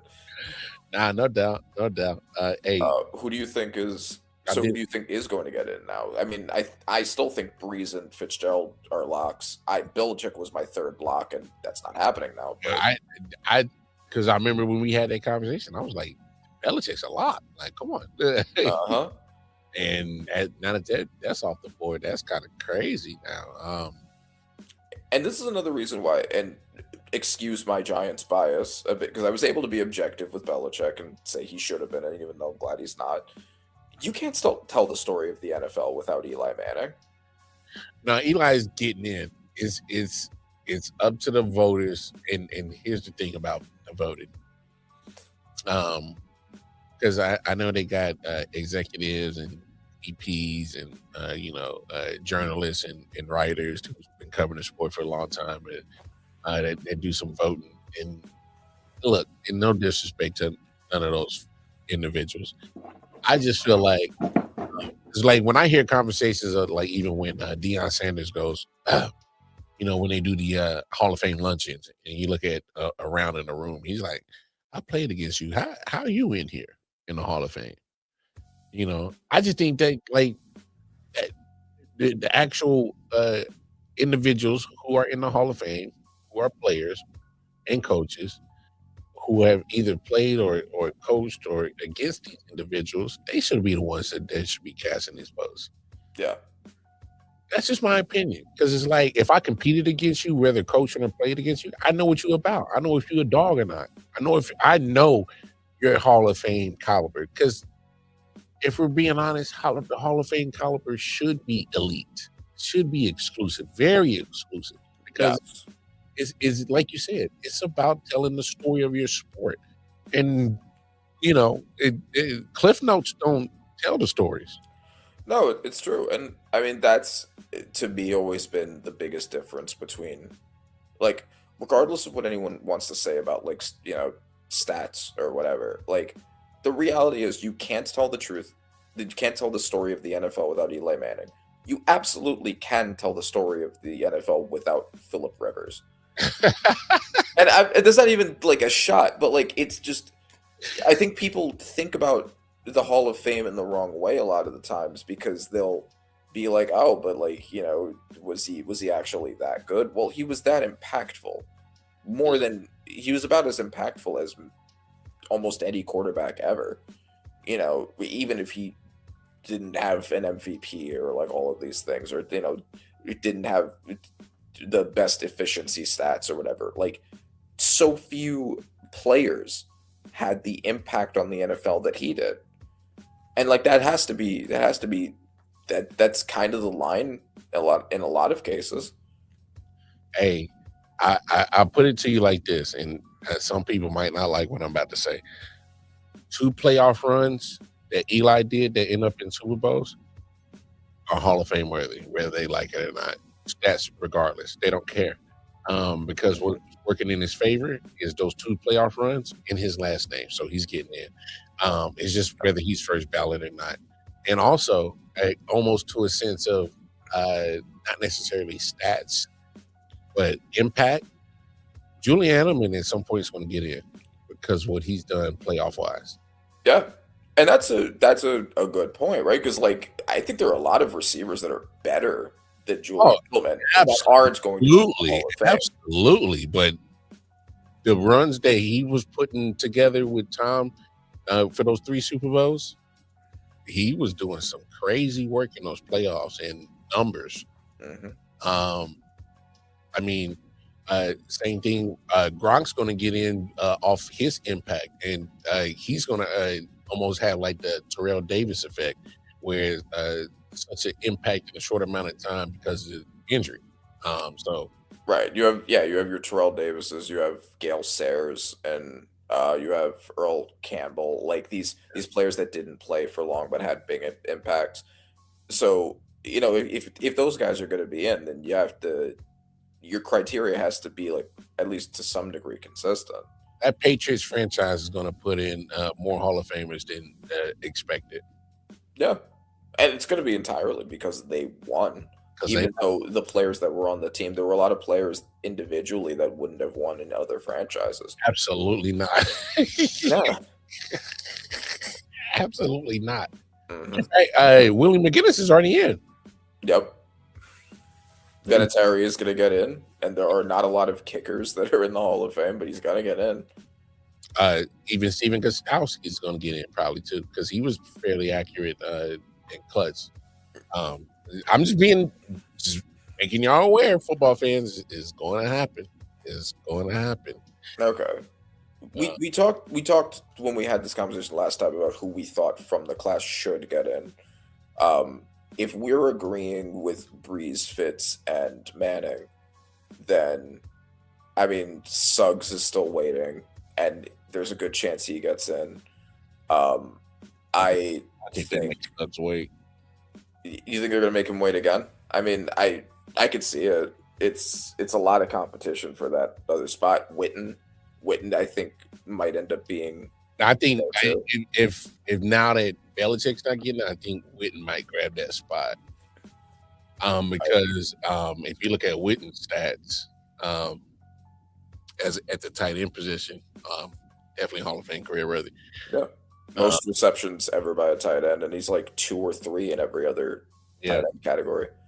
I mean, drawing a blank. I had said his name last time. Oh wow, this is gonna bother me. Greatest show on turf receiver. Oh yeah, Torrey Holt. Yeah, I mean, I think I don't think you can tell the story of the NFL without the greatest show on turf guys. Yeah, and if Isaac Bruce is already in, they just put him in recently within the last 2-3 years. I think you got to put Torrey Holt in there because he's the other part of that equation. Yeah, and that's why I had said, because you pushed back on it a lot, but I had said Earl Thomas for the last spot that I could give someone. Now that Belichick's not going to be in, I guess I have another one. But yeah, I mean, you can't tell the story of the NFL without the Legion of Boom. Yeah. But I mean, like, I think it's fair to say, like, maybe there are players that are available that are better than Holt or Thomas. Not many, because they are still all-time greats for sure at their positions. But don't be surprised if Jared Allen gets in there. Yeah, he's another one that could for sure. Obviously, I'm looking at some of the offensive line in Marshall Yonda, Willie Anderson, Jari Evans. I think at some point they'll get in. I don't know if it's in this class. I And think they want to start appreciating offensive linemen more. I think that's why yeah, the Protector of the Year thing got announced, and they've been talking more about offensive linemen. I think they might, as a statement, pick one of them. and if that's the case, then I will go with Marshall Yonder. Okay, that's fair. I would, because he was a lot on that Baltimore line for like, had Joe Flacco looking like a fucking goddamn MVP all the time. So Yeah, true. yeah, yeah, man, it's going to be interesting when it comes down to this Hall of Fame when they finally they announced that during Super Bowl weekend. There's a lot that's going down Super Bowl weekend. Obviously, awards going to get dropped.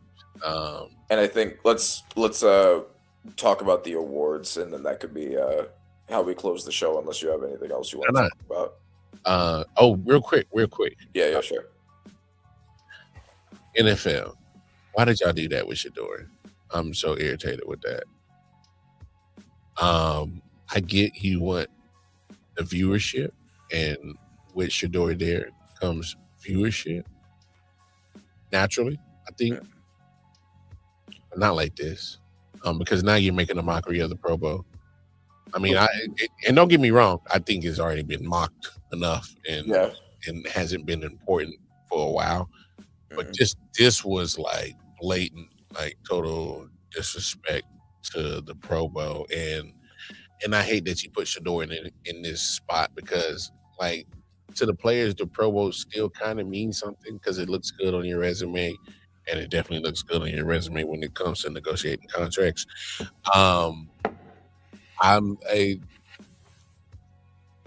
You don't turn it down. No, and I don't blame Shador at all. It's not about Shador. The problem is that it's fan voted, and he is popular. He is somebody that generates a lot of attention and a lot of clicks. People either strongly love him or strongly hate him. Yeah. And he was, I think, 10th in voting. So I'm not sure how he became an alternate. I heard a rumor that Trev was supposed to be in this spot, and then Trev turned it down for some reason. That I don't get why that would happen. So that doesn't really make a lot of sense to me. But I don't know. Like, there's 5 spots normally. The fact that if he was 10th, even if one guy said no for some reason, I don't know how you get to Shador. It may have just been the NFL picking him. It has to be, because this is crazy, bro.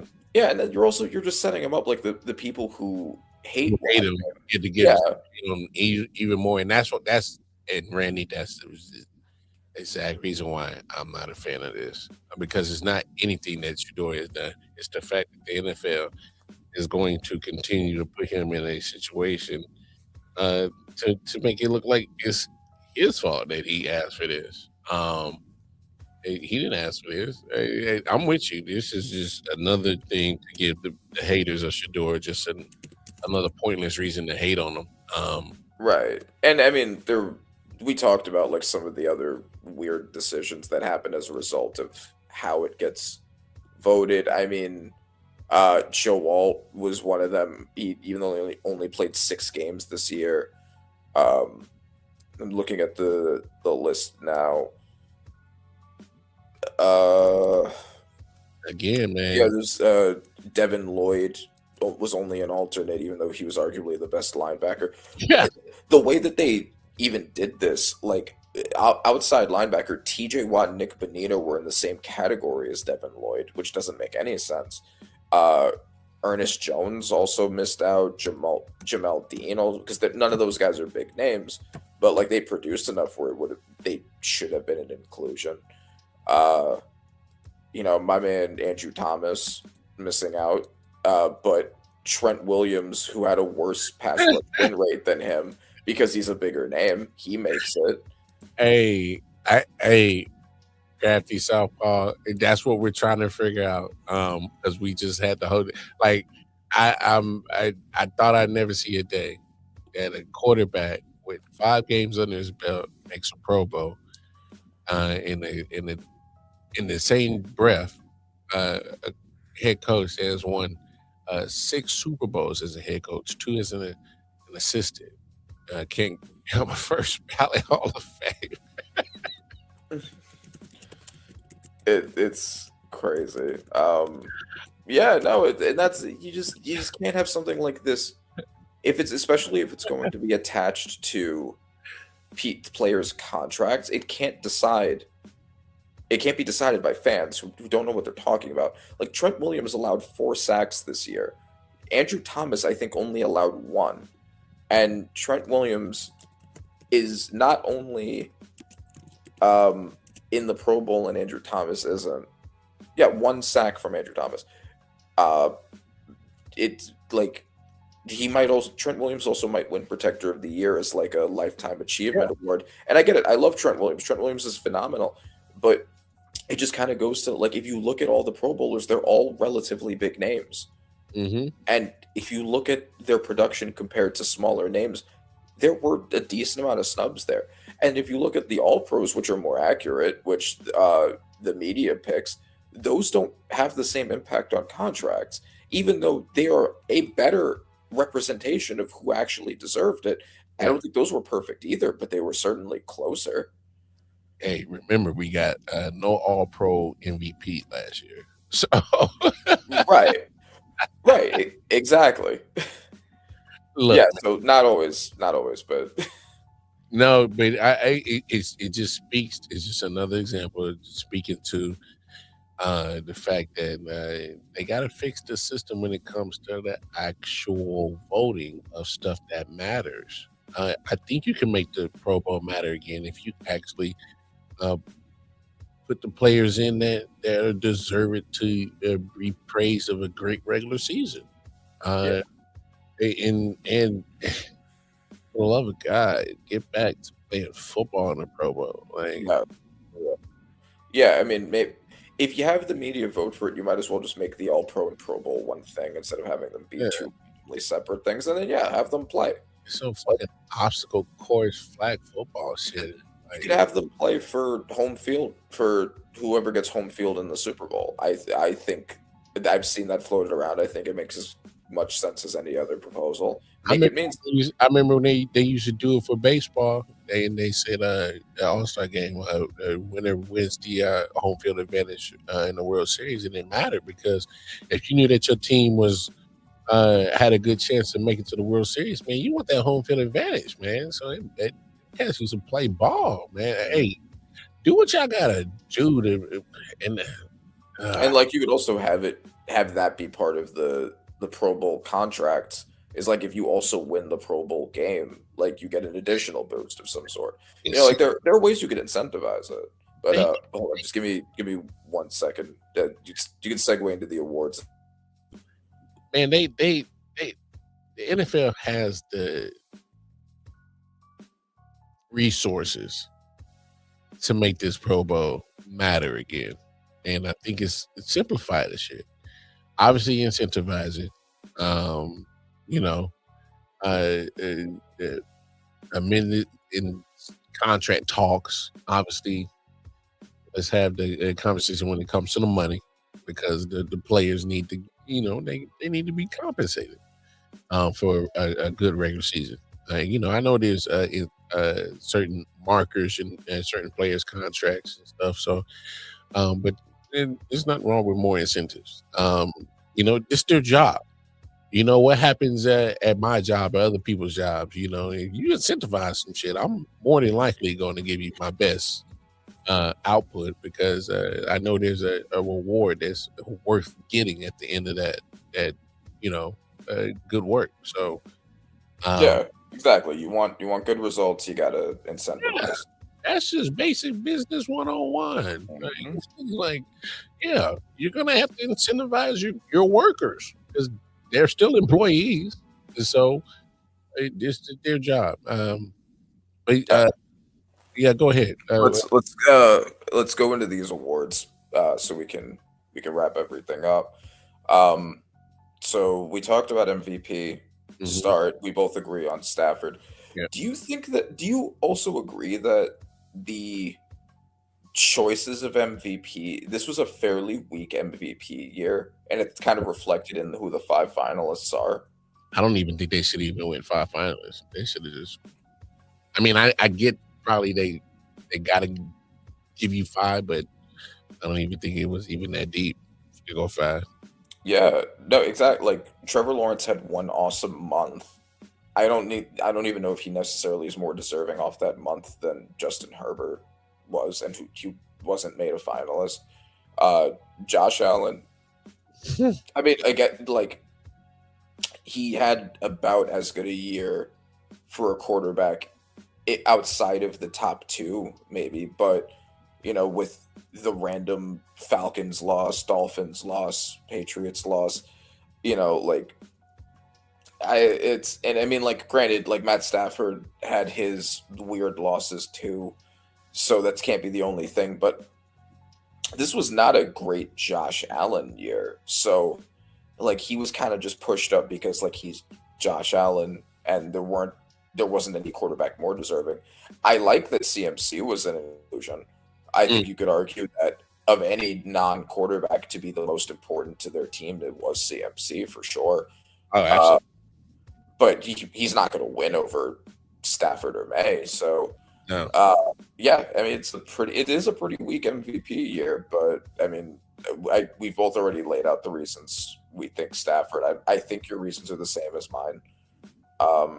Just balled the hell out. He had the best offense in the NFL, and he led it beautifully against the third hardest schedule in the NFL. Nobody played the quarterback position better than Stafford this year, in my opinion. And 4,700 passing yards, 36 touchdowns, and 8 interceptions. Absolutely batshit crazy, bro. Yeah, he was, I believe, the leader in yards. Yeah. Yeah. So, yeah, exactly. Like, just the numbers speak for themselves. Offensive Player of the Year finalists. So we have. Well, to me, it's only 2. Okay, that's interesting because I feel like it's actually pretty competitive. First of all, they shoved Drake May in there, which pisses me off because That's corny. Yeah, like, are you going to give it to Drake May just because you're giving the MVP to Matt Stafford? Like, that's corny as hell. Like, don't screw the non-quarterbacks by shoving the losing quarterback into it. I hate that. But, okay. So, JSN, Puka Nakua, Bijan Robinson, Christian McCaffrey, and then Drake May are the finalists.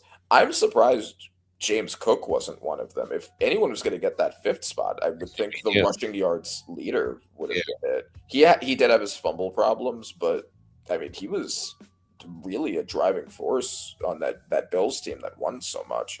Okay, so if let's say we go with that theory that they're going to exclude James Cook for fumbles, turnovers. Mm-hmm. There should be a quarterback on the same team that should be excluded for MVP conversation. And we're talking about turnovers. Yep. Exactly. Right. Like, so. Yeah. Yeah. I mean, like, I think that James Cook deserved to be at least one of the 5. CMC was probably the most individually valuable for their team.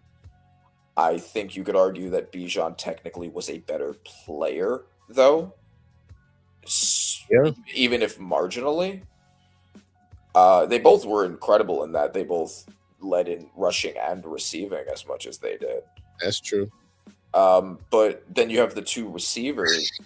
And I'm fine with just these 2 in these conversation right here. That's just me. Okay. Because obviously I'm with putting CMC in the MVP conversation because I rate down the word valuable in the MVP conversation. Yes, me too. So I'm cool with having him in that conversation, and I would give him some votes. He'll get some.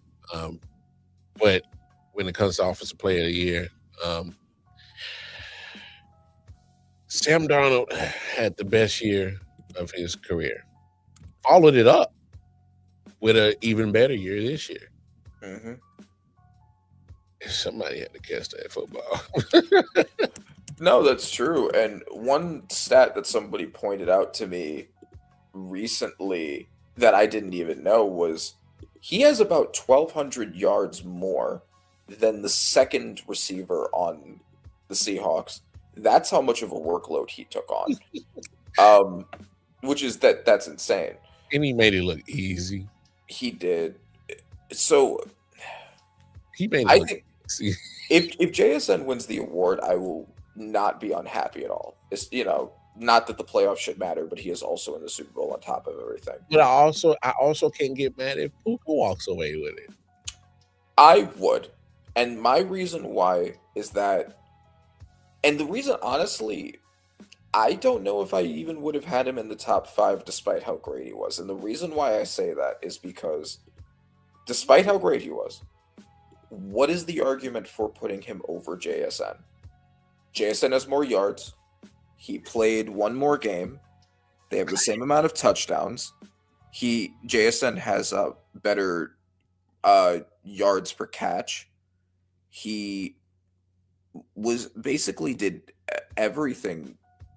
I mean, there are things that you could point to, I guess, for Puka. Puka had 2 less fumbles. He had a little more yak, but those aren't things that normally are the difference makers there. Like, JSN had more yards in less receptions.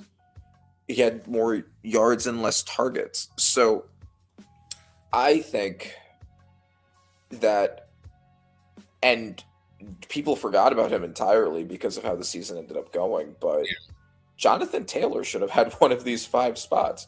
He was on a historic run for the first half of the season, and people don't care now because of how it ended. Well, because I'm not going to be. Look, I'm not the greatest English major or English teacher of English. I'm terrible. I've been in Kansas City and North Carolina for all my life. So I'm country hood. All right. Mm-hmm. I ain't the person that you come for English. Yes. But you said it was, and that's past it. That shit started good because look, mid-season Jonathan Stewart easily could have walked away with MVP votes. Mm-hmm. But once they said, "Oh man, y'all lost your quarterback. Y'all don't know what y'all gonna do." Oh shit, man! Throw 8 in this box, man. Oh, is boom or bust with Jonathan? Hey, wait, y'all bringing in Grandpa Pop Phillip Rivers? Oh yeah, we definitely stacking the box. So all that getting off for Jonathan Stewart came to a mother hard. I mean, is that his fault though? I mean, he still ended up with 18 touchdowns. He was still, even despite the way the season ended, he led the entire league in touchdowns. Yeah, but a lot of that work was all before that injury at his quarterback position. But is that something he should be docked for? Like, realistically, even when Daniel Jones was there, he was still the driving force behind them winning. Of course he was. Of course he was. And I think he should have been in the 5. Even despite how it ended, because it's not like the second half of the season inherently matters more than the first half, in my opinion. I think it's part of the season. They're looking at the entire season beginning to end. It's one of 18. Every game is one of 18 games to measure. And not many people, certainly not 5 more people, had a better beginning to end than Jonathan Taylor. I think all right, justify Puka winning over JSN. There's no reason to have him in it. And then Jonathan Taylor has a very solid case still for being a finalist. That's me. So I raise your Jonathan Taylor, and I give you Derrick Henry. Yeah, he's another one for sure. I mean, if you look at their seasons, obviously Jonathan started off hot, fizzled towards the end. It was pretty much in reverse for Derrick. Started off kind of slow, heated up towards the end. Pretty much was a driving force that kind of got them to even sniffing the playoffs. Yeah, no, that is for sure. I agree with that too. I think that you could have made a solid case for Derrick Henry. Derrick Henry also having his fumbling problems like James Cook at the beginning, but he did clean that up. Speak also to Jonathan Taylor's point, only one fumble all year, despite the 18 touchdowns. But Yeah. yeah, I think you could make a good case to Derrick Henry. I think, and this is why I say it's such a competitive year. Jahmyr Gibbs had a phenomenal season. He had some of the best games I've ever seen a running back had. He had like a couple of them that were like all-time great running back games. Yeah. And he's not even like he doesn't have a case for being a top 5 finalist despite having that phenomenal of a season. That's how competitive this was. I think it's crazy because I think Jahmyr Gibbs, his all-purpose, I'll take that all day. Yeah, for sure. Because he's basically giving me Christian McCaffrey with a melanated swagger. Yeah, for sure. I mean, the big plays, like you give him the ball like from almost anywhere, and like he's a home run threat immediately. Yes. Like a familiar Lions running back that home run threat at any point. Not saying he's as good, but like if you include the fact that he's also a receiving back, he could eventually get there one day. Hey, the moment I see when they roll him out, when they start him in the backfield and they put him in motion, and I'm like, first thing I say is I'm like, all right, is it zone or man? Okay, man, cool. Who's on Jahmyr Gibbs? If you put that damn linebacker or that safety out there, that's that ass. Mm-hmm. Just letting you know right now. He's about the angle route, and he's about to take it right up the middle, and Jared Goff just had the easiest touchdown of all game. If it's zone, you might be able to control him, but you better make sure that you got your people in playing a zone right, because you can use him as a good decoy, because Jameson Williams is still a problem. Yes, he's still a cheat code. Mm-hmm. Amon-Ra St. Brown is starting to turn himself into one of those receivers that, hey, more times than not, he's about to make a play.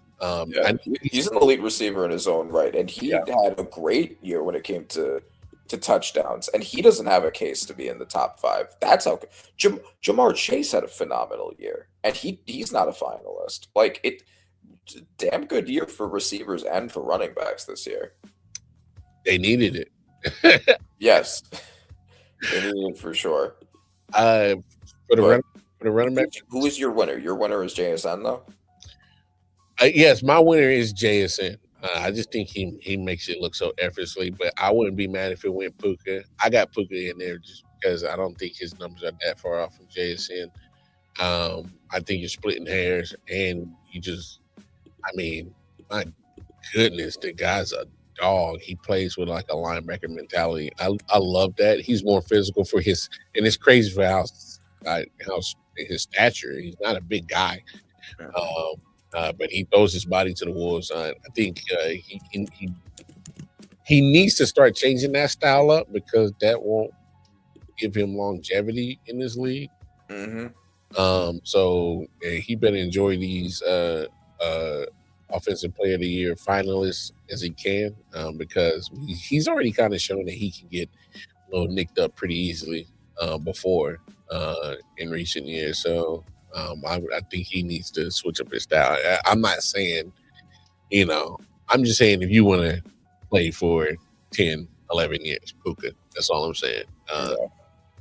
So for sure. And also, like, to give him his flowers, some of the craziest one-handed catches of the year, some of the craziest plays did come from him. Like, even if his production isn't quite at JSN's level, like just the sheer catches he was able to make. Yeah, but why? Like JSN also was. Yeah, but why JSN made that one-handed catch look so easy, dog?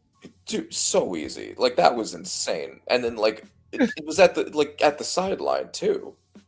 Like, what? What you own, bro? Like, this is crazy. Hey. Yeah, no, phenomenal shit from both of them. But JSN is so good. They say, "Hey, DK, man, you get the fuck up out of here, bro. We good on you, bro." I feel like I've talked myself into, like, there are there are enough ways you could look at it that Puka deserves to be in the top 5. So I will retract that part of my claim. But honestly, even despite that, I think my winner might be CMC because he was more important to his team. I don't think he's going to win, but he was more important to his team than any of them. No, I don't hate that.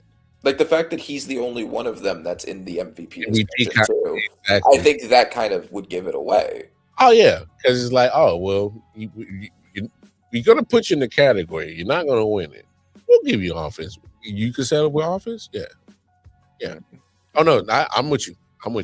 All right. So, and speaking of not having an argument, aside from one guy, defensive player of the year. I mean, you can list off the finalists, but I think there's no concept. Yeah. Myles Garrett, Will Anderson Jr., Nick Bonito, Aiden Hutchinson, Micah Parsons, and somehow not Brian Burns. Crazy. Nasty work.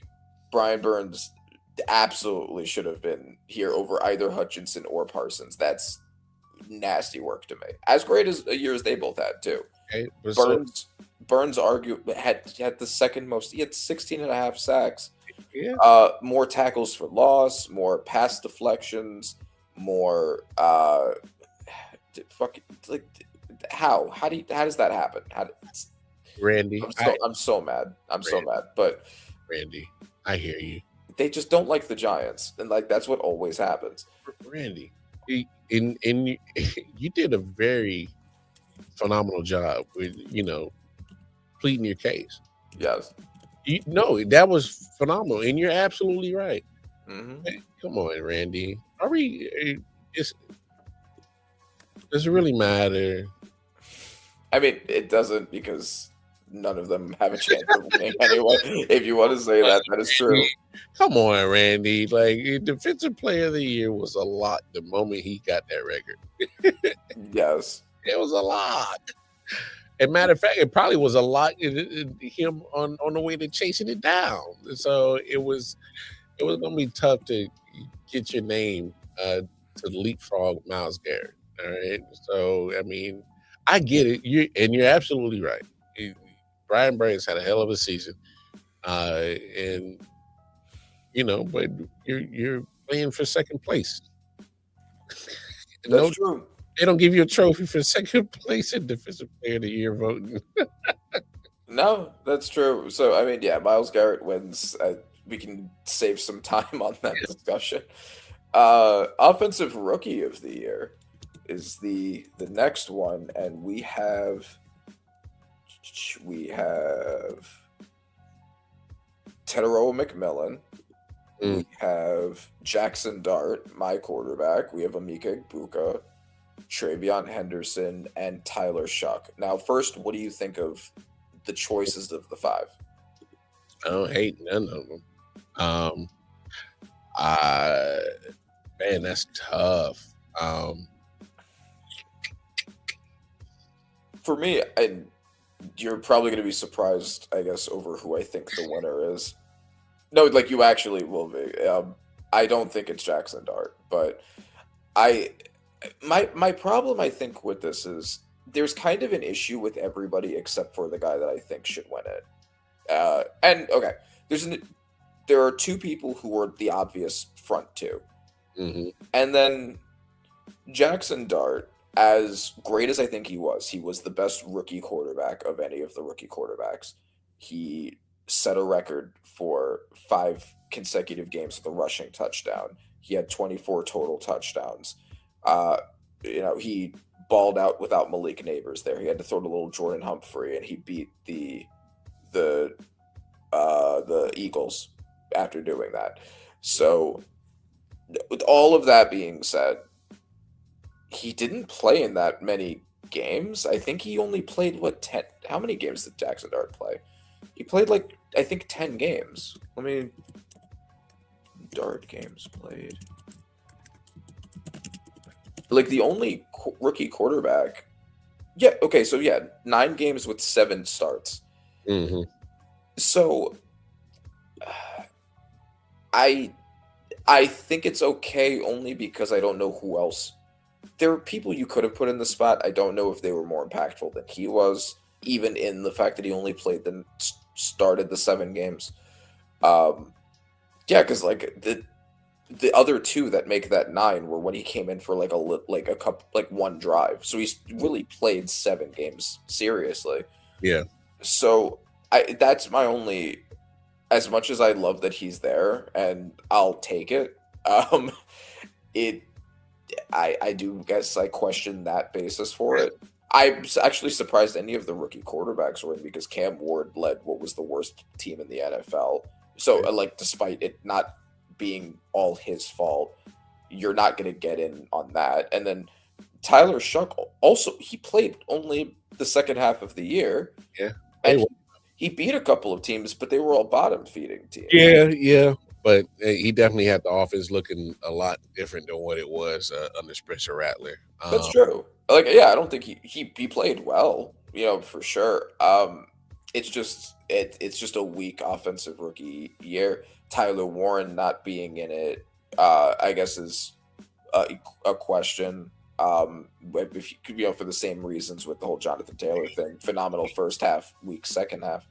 Same with he had it on lock, and then it just went right. And is that on him? Like his quarterback fell apart. Like that was the case for both of them. True. And then Browns tight end. Oh, Harold Fannin.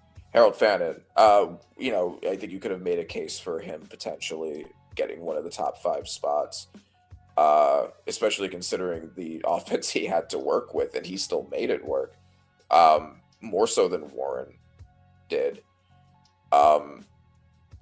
You could say you could potentially have included either Luther Burden or Colston Loveland, although their workload was a little egalitarian, maybe for either of them to get it. And then Travion Henderson's another one. Travion Henderson was also not used through any of the first half of the season. He barely got any carries behind Ramondre Stevenson while Stevenson was fumbling the ball and they weren't ready to give it to Henderson. Then Henderson finally got it. He was still splitting a ton of carries with Stevenson. I get that he had high yardage in a short amount of time, but like to me, this is really like a 2-player race, and I think Tedero McMillan is the clear winner. Yeah, I think so too. Because the fact that he, despite the record, still made it to the playoffs with the kind of, a mixed bag of performances from Bryce Young in that offensive line. And when they protected him, he was able to get, play pretty well. Things broke down. Sometimes he'll come up with a play. Sometimes he'll come up with a bonehead Bryce Young turnover. And you're like, what the you doing, bro? So yeah, and he really had that offense looking totally different. Like just like what we said about Sam Darnold and JSN, like that McMillan did that for Bryce Young as well. Oh, absolutely. He was Bryce Young's stabilizer, and he's their clear cut number 1. Yeah. So I think that he's offensive rookie of the year. I thought the choices for defensive rookie of the year, however, were perfect. They were exactly the 5 I would have chosen. We have Carson Schwessinger, James Pierce Jr., Xavier Watts, Abdul Carter, and Nick Emanwari. And I know that Carson Schwessinger is the favorite, and I know that I will be accused of being a homer for saying this, but I just dismissed the idea of Jackson Dart winning it, so I think I am allowed one. Abdul Carter led the entire NFL in quick pressures under 2.5 seconds. He had a top 6 or 7 pass rush win rate, led all rookies in quarterback hits. He had 4 sacks by the end of the year, which isn't phenomenal, but not many rookies were above him. Yeah, I mean, like he was a pressure machine the whole year. I think that Abdul Carter, and he played two different positions. He played edge and linebacker for the Giants. I think that Abdul Carter should win. I don't think that he will. I think part of the reason he won't will is anti-Giants bias. I think also part of the reason he won't win is because of him getting sat for the beginning of 2 games, which is stupid and not important. But okay, so what do you think? What do you think of all this? If we're going based off of impact, I got to go with my man from Seattle. Because now I'm looking at a guy that, is making me question if Kyle Hamilton is the best safety in the game.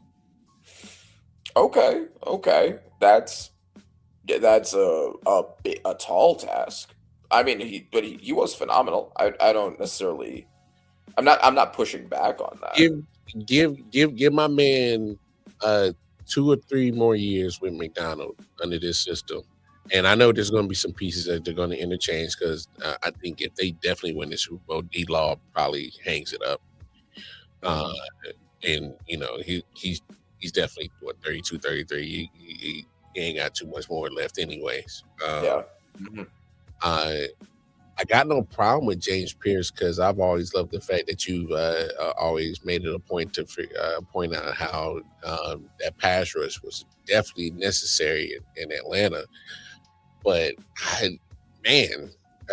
like what they're doing in Seattle, they're really giving LOB vibes, and he's a huge part of it. Yes, for sure. Yeah, no, for sure. I mean, he also played multiple positions. He played safety, Multiple positions, hybrid.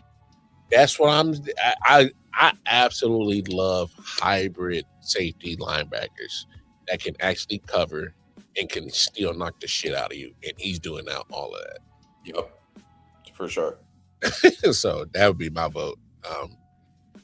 Okay. All right. I think that is fair and defensible. Let's look at Coach of the Year.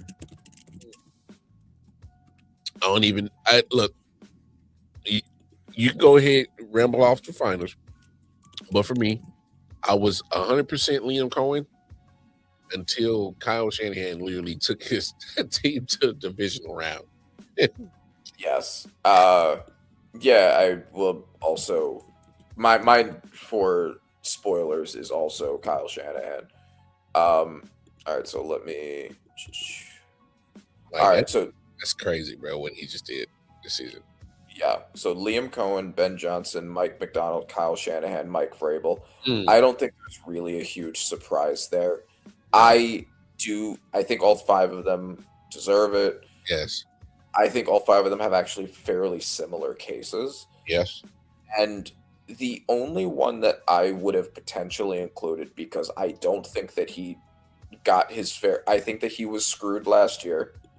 I think Sean Payton arguably should have been one of these 5, maybe in competition with McDonald, although that looks, now that McDonald's in the Super Bowl, which isn't supposed to count, but it does add to people's stock for him. Sean Payton took what was expected to be the worst roster of last year and turned it into one of the best rosters. He elevated everybody on that team, including Bo Nix. I think that there is a strong case that Sean Payton, it's usually, Coach of the Year is usually correlated with having a roster that nobody expected anything from and then having them succeed past. Sean Payton did that last year, and so he's not being credited for it this year. Yeah.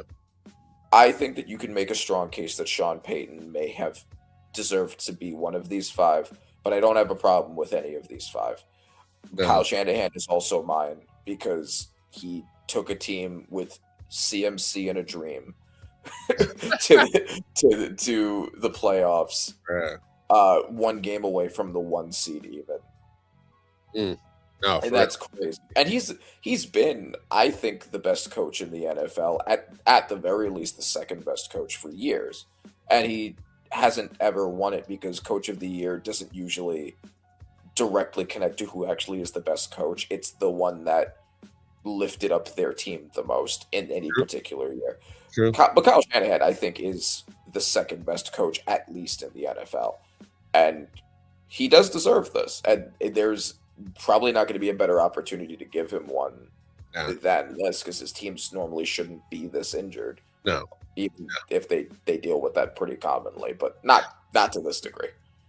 This man, Kyle Shanahan, has been dealing with the injury-riddled San Francisco 49ers team ever since he took the job. I mean, literally. The injuries everywhere. And more times than not, key players. A lot of injuries to his quarterback position. His should be Hall of Fame tight end can never stay healthy. He even has a Hall of Fame left tackle that's starting to miss games.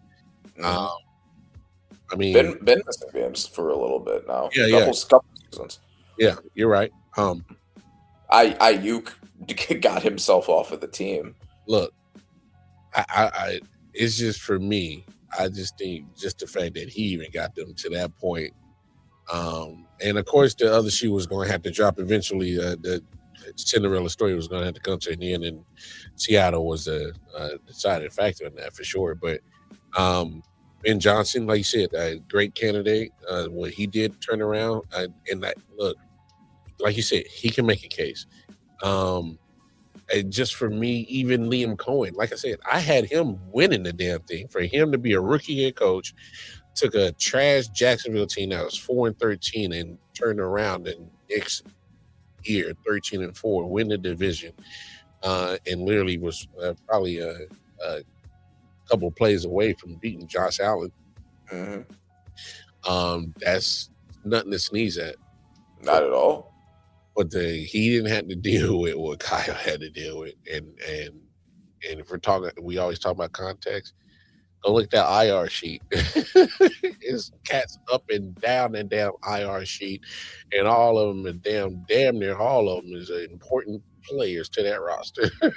Yeah, no, and we both made pretty good guesses at the beginning of the season because you picked Liam Cohen. I picked Ben Johnson as my prediction for Coach of the Year.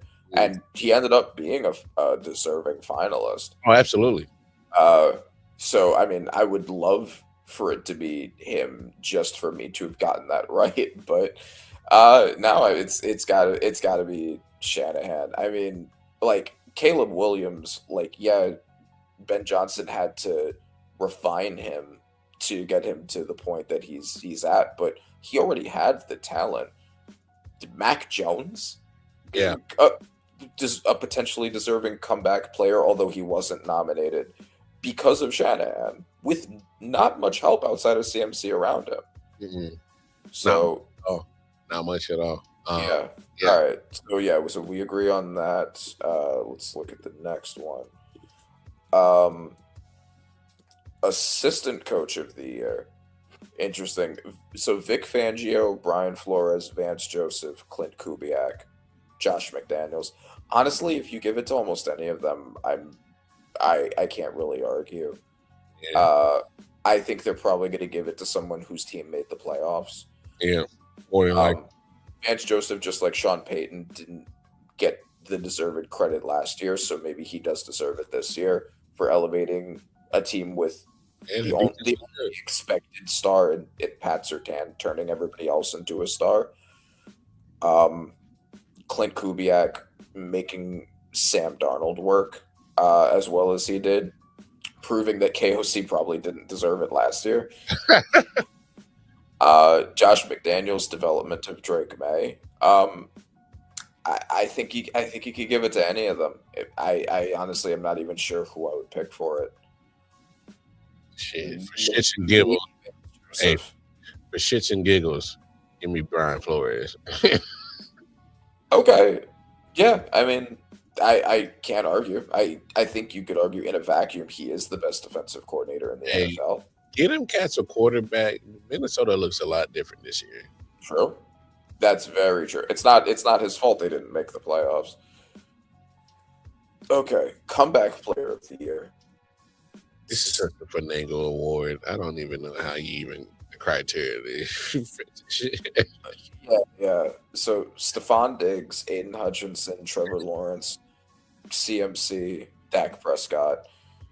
I mean, it's 3 injured guys, four injured guys, and 1 guy that used to suck. Oh Lord. I would go CMC because I think he had the best year of any of these 5. CMC and Stephon Diggs are on the damn comeback player of the year. Okay, so you would say CMC or Stephon Diggs? No, I'm just like I'm so torn up inside on how the hell you come with the criteria to come at player of the year. Yeah, no, it's true. My way of doing it is just which one of them was the best this year in relation to what they were last year. And I mean, 4 of them just weren't on the field last year. So, oh man, I guess you gotta come back from retirement, clearly die on the field. Right, the guy who died on the field didn't win comeback. Joe Flacco had a good 6 games for the Browns. Hey, your 6 games trumps dying on the field. So you know that. So funny. Coming back from the Jets is worse than coming back from death. Hey, if that's the case, Sam Darnold should be right here, comeback player of the year. That man had to come back from it. He got the whole redemption story going. I don't know. I don't even know how you. I think he won last year, didn't he? Oh, that what it was? Okay. Yeah. Let me come back. 2025. Yeah, couldn't have a repeat. I guess. I don't know. Again. Oh no. See him. Wait, no, that can't be. Hold on. 2024 to 25. I think Sam Darnold won it. Joe Burrow won it. Okay. So that, which also makes sense, I guess, because of the injury. Coming off an injury. Okay. Yeah. But yeah, no, so I mean, I guess that. I don't know. I don't even care anymore. Okay. I'm just so confused on how to come up with this damn thing. All right, fair enough. Well, I would pick CMC for it. And the last one, Protector of the Year. And the options for that are, did they announce that one? They better have. The year. Yeah, they're gonna record that one.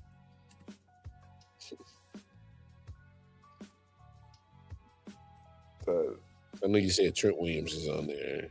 I think, yeah, he was. Penei Sewell was also on there. Garrett Bowles. Who are the last 2? Finalist 2020. Chotuni. And who's the last one? I don't know. We'll start with those 4 while I look for the 5th one. Do you have any? Are you leaning any particular way for any of these? Yeah, I'm actually kind of leaning towards Joe Tooney. It might be the bias here, because he's a former Chief. But I mean, let's look at the proof that of his presence on that O-line when it comes to Chicago. Him being an all-pro left guard that he is, and then you even saw in the playoffs, they had to implement him on the outside like the Chiefs did.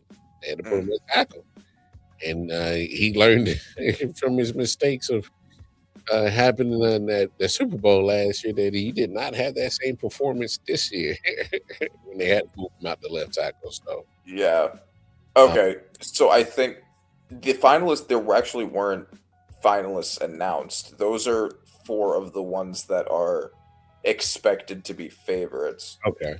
Yeah. Which is weird. Like, apparently there's a whole controversy thing around that. Exactly. Yeah, I mean, Joe Tooney has a strong case.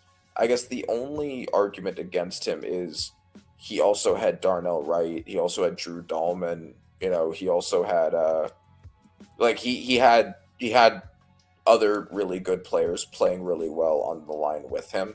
True. I don't disagree with giving it to him. I'd be totally happy with him getting it, especially if you want to do that lifetime achievement before he retires thing. But for someone who had the numbers this year to warrant it, Joe Thuney makes sense. You could also say the same thing about Garrett Bowles, who had phenomenal numbers, but he also has Quinn Miners on that line with him. You know, like the whole offensive line is stacked too. Panay Sewell, same thing. Like Trent Williams is the most on-off split offensive lineman, you could say, but he has the weakest numbers of those four. Yeah. Let's look at pass rush win rate really quick. And run blocking rate. I think let's see who has the best one. Yeah.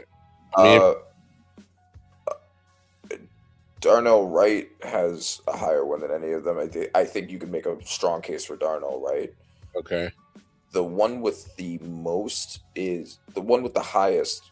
The two with the highest are Dion Dawkins and Roger Rosengarten. But when I looked at their numbers originally, I think Dion Dawkins gave up like 6 sacks. So I think that might be a problem for him winning this thing. Andrew Thomas with a 94% pass block win rate, 8th in the NFL. Yeah. You know, no, we talked about his on-off splits. If they give it to Joe Thuney, I'm fine with that. It's a very close battle. I think that Joe Thuney had these. Oh, you know who is another one that I think should have been mentioned? Creed Humphrey. Yeah, best center in the game. Not many other positions have a clear best in the NFL the way that center does. Hey, if it was him, I would not think that. No, and he has the only 2 players with a 98% or higher pass block win rate are Creed Humphrey and Joe Thuney. So I think honestly, if I'm giving it to anyone, I might be giving it to Creed Humphrey. Just because the gap between him and the next guy is bigger than anyone else. It's like massive. Yeah. So, but Joe, you know, you could say Joe Thuney just for the transformational effect that he had for his line, even if he did have help with it. But yeah, I don't have a strong answer, but I think any of those guys would be solid. Dig that. Yeah, man. I think that wraps it up, man. Yeah. As always, man, appreciate you. Crafty Southpaw, appreciate you jumping in the comments. He said Diggs had best comeback in my opinion, but the NFL may not want to hand him any award due to his current legal situation. True. Hey, you may be on to something right there. Might be on to something. Hey, he got to clean that up. But for sure. Appreciate everybody. Hey, man, we're going to get up out of here, man. Y'all know what it is. Make sure you like, share, subscribe. Hit that bell notification. Let you know when we go live. If you need them audio needs, I know who to tap in with. Hey, tap in with my man Randy Weber, Panther on Acid on Instagram, IG, all you folks out there. And then top it up with me, Casey Walker Mar on the Twitter, and then of course I.O.W Sports Network on all social media platforms. But you know what it is. Until the next time, hey, take care of yourselves, take care of each other. We out here. Peace. Yeah. Solid Hill TD, yes, what's up? Yeah, come on. I.O.W Sports Network, late night edition. Let's go. Come on. We about to raise the bar. Wild card mark. Everybody grab a seat, cause you know we about to spark. Late night sports talk. Modelo Le Cigar. Man, you don't wanna start. Wild card mark. We about to